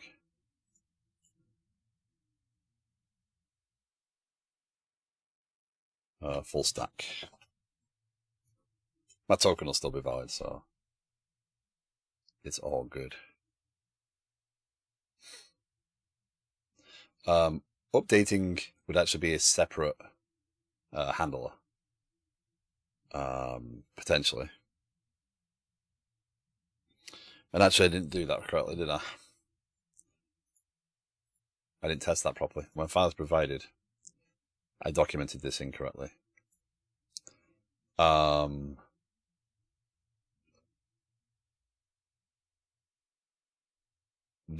is not correct. It should not be the file name. And this is where the unit test is not clean, because I'm hiding that behavior, right? I'm what I expect to be the file name is actually the identifier that I provided for the attachment when I uploaded it, right? So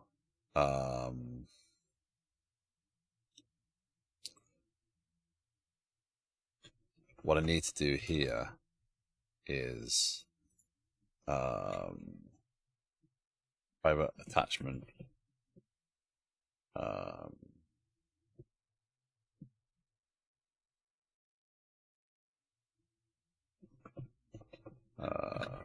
let's just call it attachment for a second. What I need to do is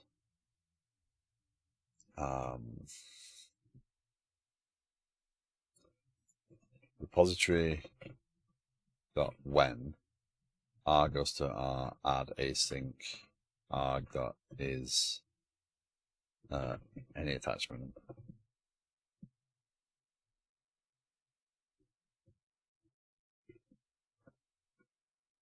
I got any cancellation token. Do info attachment equals info.arg attachment. That will capture what I tried to pass into add async. Right? There'll be a reference, so if this was doing anything, it would actually work. And then here, this actually needs to be identifier toString, right? I'm expecting the GUID there because I don't want to upload the file name at this point.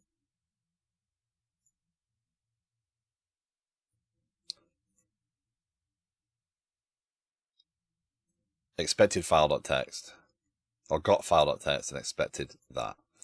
So it did give me the GUID, so that's fine. Now let's go and fix that behavior before we do that. So now here, this file name should be attachment.identifier.toString. But that unit test doesn't really make that explicit, so that's a tough one. The way that I do it, if I broke it down as separate fields, or I did capture that somehow, then that might be easier. But yeah, but it should still work now.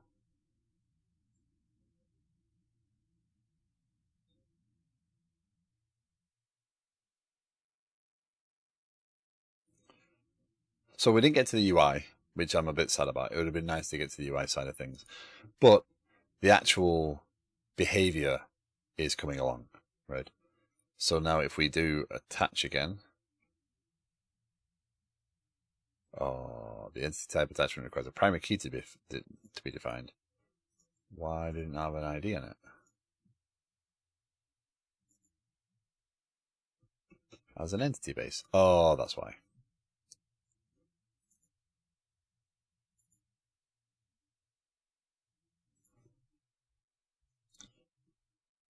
Attachment configuration. Anything that's based off entity base needs an entity base type configuration, because it defines those columns.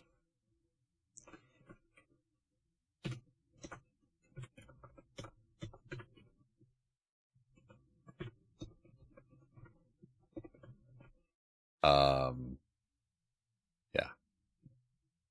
So that should work now.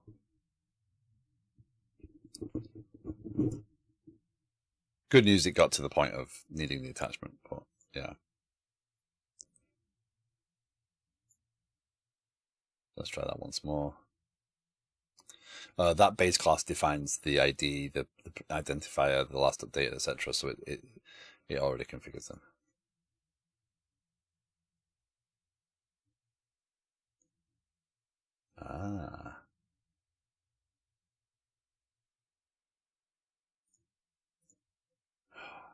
Running out of time.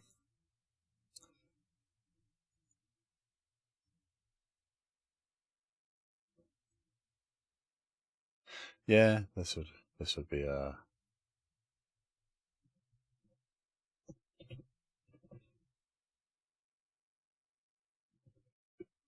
so I missed those fields, right?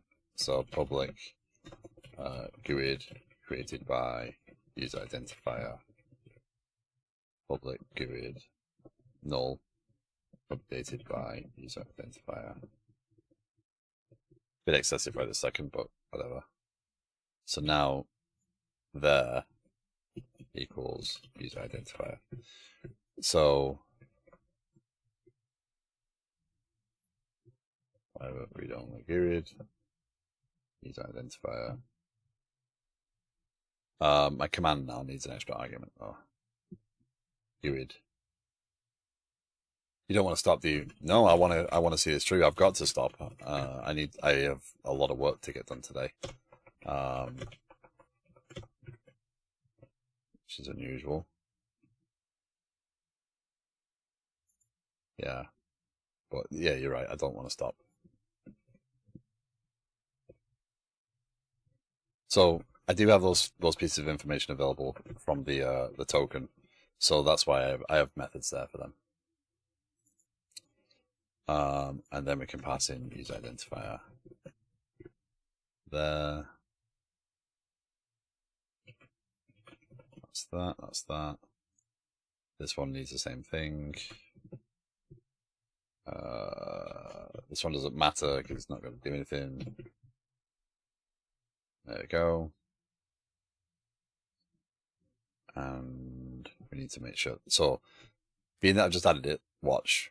The test should fail, right? Because it's expecting that call now. So I now need to make sure user created by user identifier equals command.user identifier. So it's not a big refactoring, but it is is necessary. There we go. Let's run it once more and try and do that.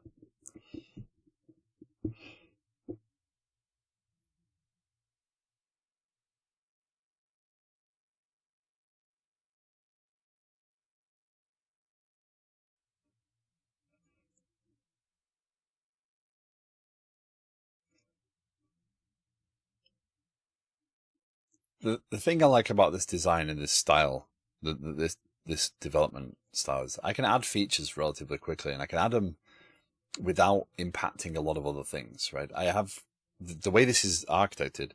It sounds so pretentious. The way this is structured, there's very little need. If I'm introducing a new feature specifically, there's very little need to affect other features. Even if there was when you upload an attachment, you need to do something, right? Or we need to update this customer history when something happens on the customer or whatever. Those things are still not very intimidating because the majority of the code can be left alone. I can use the events in the system to actually trigger side effects, etc. So it does give me a lot of confidence with the way this is working. Which is nice. Unable to cast object of type int64 to int32.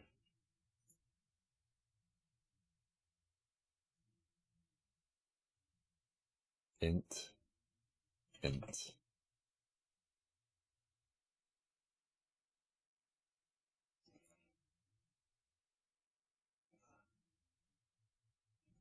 What is a long in that process?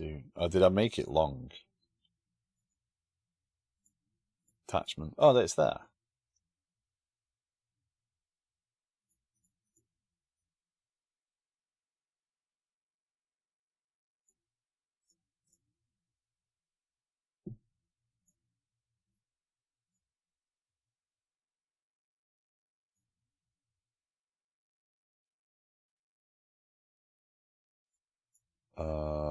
Okay. Is it?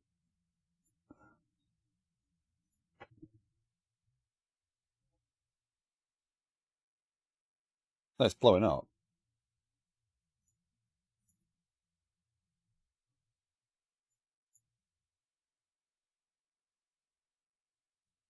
But it's inserting. What?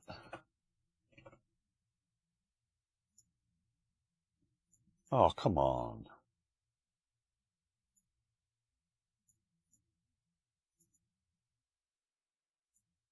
Enable an error code will save the entity changes. See.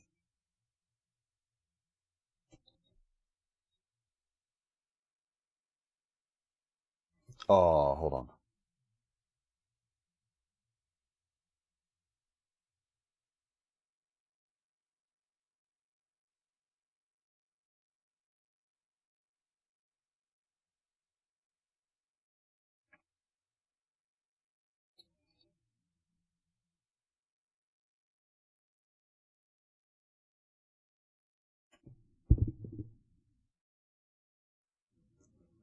I think it was failing.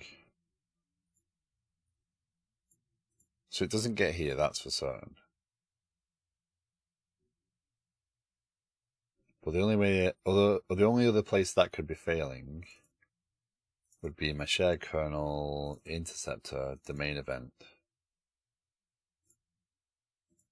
But it didn't look like that was the case. Or here.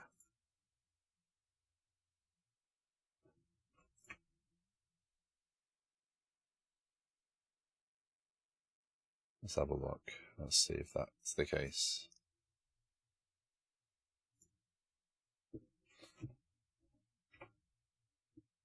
Entries.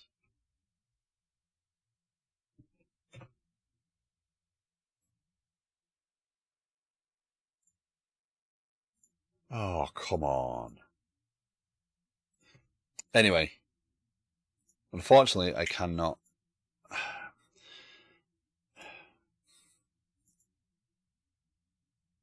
It's storing it in the buffer as well. That's weird. every time it was like, okay, I've got another entity to track. That's very weird. I've done something very strange there somehow. Oh well.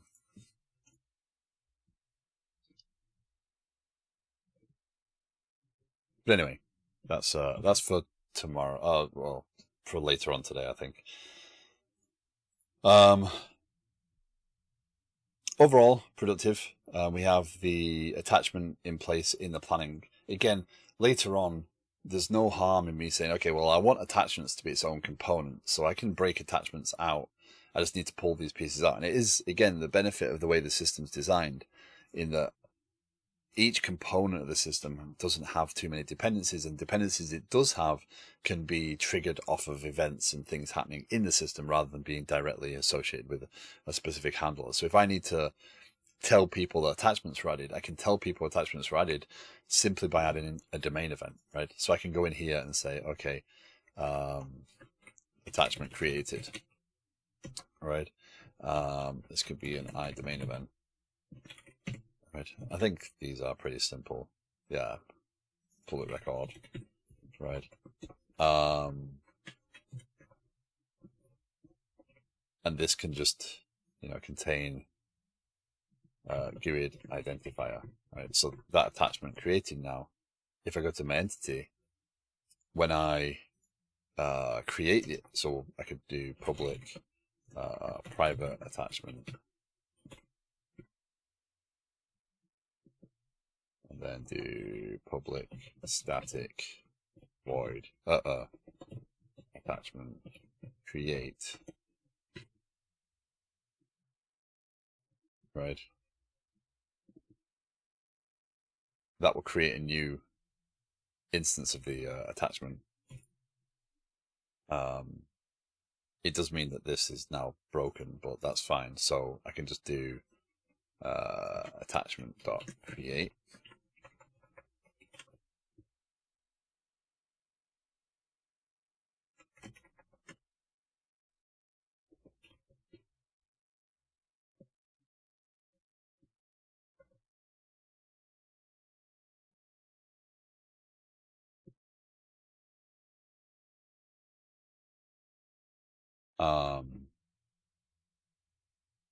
Now this still functions the same way. But now when I save that entity, an event will publish to say the attachment was created. So I can actually now react to that somewhere else. I can actually have other code handle it. Whether that be published into Kafka or whatever. Again, I can publish out to Kafka each individual attachment or each tenant. So I do have the ability to chain the system together a little bit and flex it. So there is that benefit. So it feels okay overall. So apart from some weirdness with that integer, which again I don't think, so that's an int. There is no long, and it's saying the error is saying unable to cast objects. It's saying I'm trying to pass in a long, and I'm trying to save it as an int 32. But I remove this, became an int.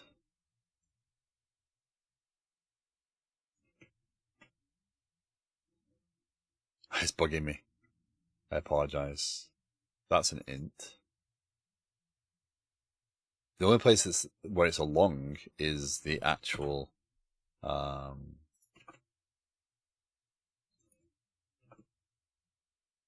oh, hold on. I know why I was doing it.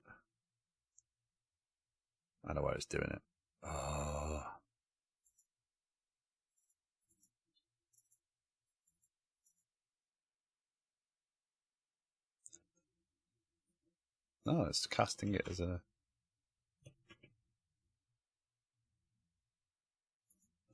I mean, making it a long everywhere doesn't really hurt, does it?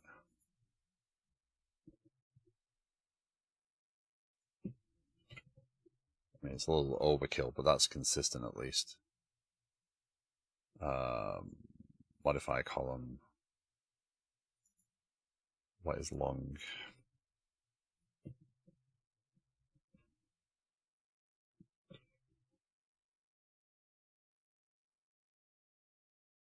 Big int. I figured it was. I think that's absolute overkill, but now everything should be in 64.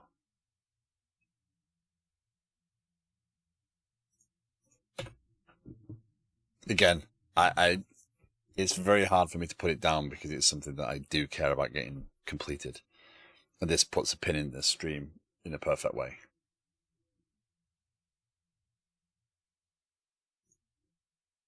Okay. Nope. Unable to cast int64 to type int32.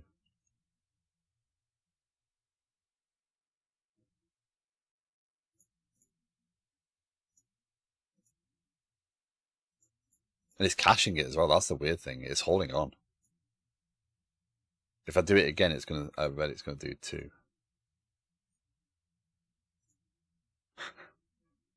It takes the last set. That is very strange.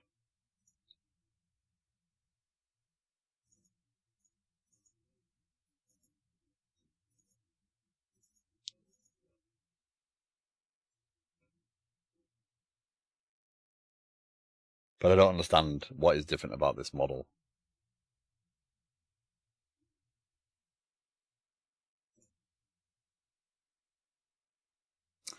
Another thing, I have some side hustle to work on maybe tomorrow, I've decided. Apparently one shouldn't put out into the world you're looking to work on something. A friend sent along a project he needs some help with. This, of course, happens after I decide from yesterday to build a fishing tracker. Yeah. You don't have a project and then 2 come along at once. It's like buses. Yeah. I actually owe someone something that I keep forgetting to do, which is not easy when you've got all these projects going. But anyway, okay, I have to call it because I do have work, and I do not want to be late for that.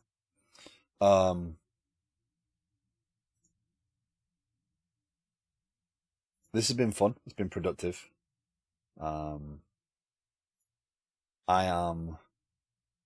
will be back on Monday. We'll be doing some game dev again. I'm going to stick to that as much as it hurts me sometimes. I'm going to stick to my schedule of game dev on Mondays and Tuesdays, and then this application development on Wednesdays through Fridays. But if I stream over the weekend, it'll probably be games anyway. Unless I make some major breakthrough in this. So I'm going to raid. We're going to raid over to Frank because it's good to see Frank streaming, and I like going over there. He's a super cool guy.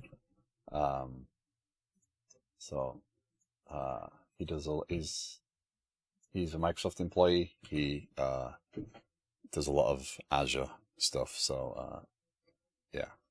So thank you very much. Thank you for hanging out with me. I will see you again soon. Take care. Have a great weekend if I don't see you around. Also, oh yeah, I was about to do that. Don't forget, One More Line has community stream on Fridays. If you want to hang out and talk about stuff as well, that is also a great place to go. So I highly recommend that stream. And I will see you all later. Take care all. Thank you. Bye.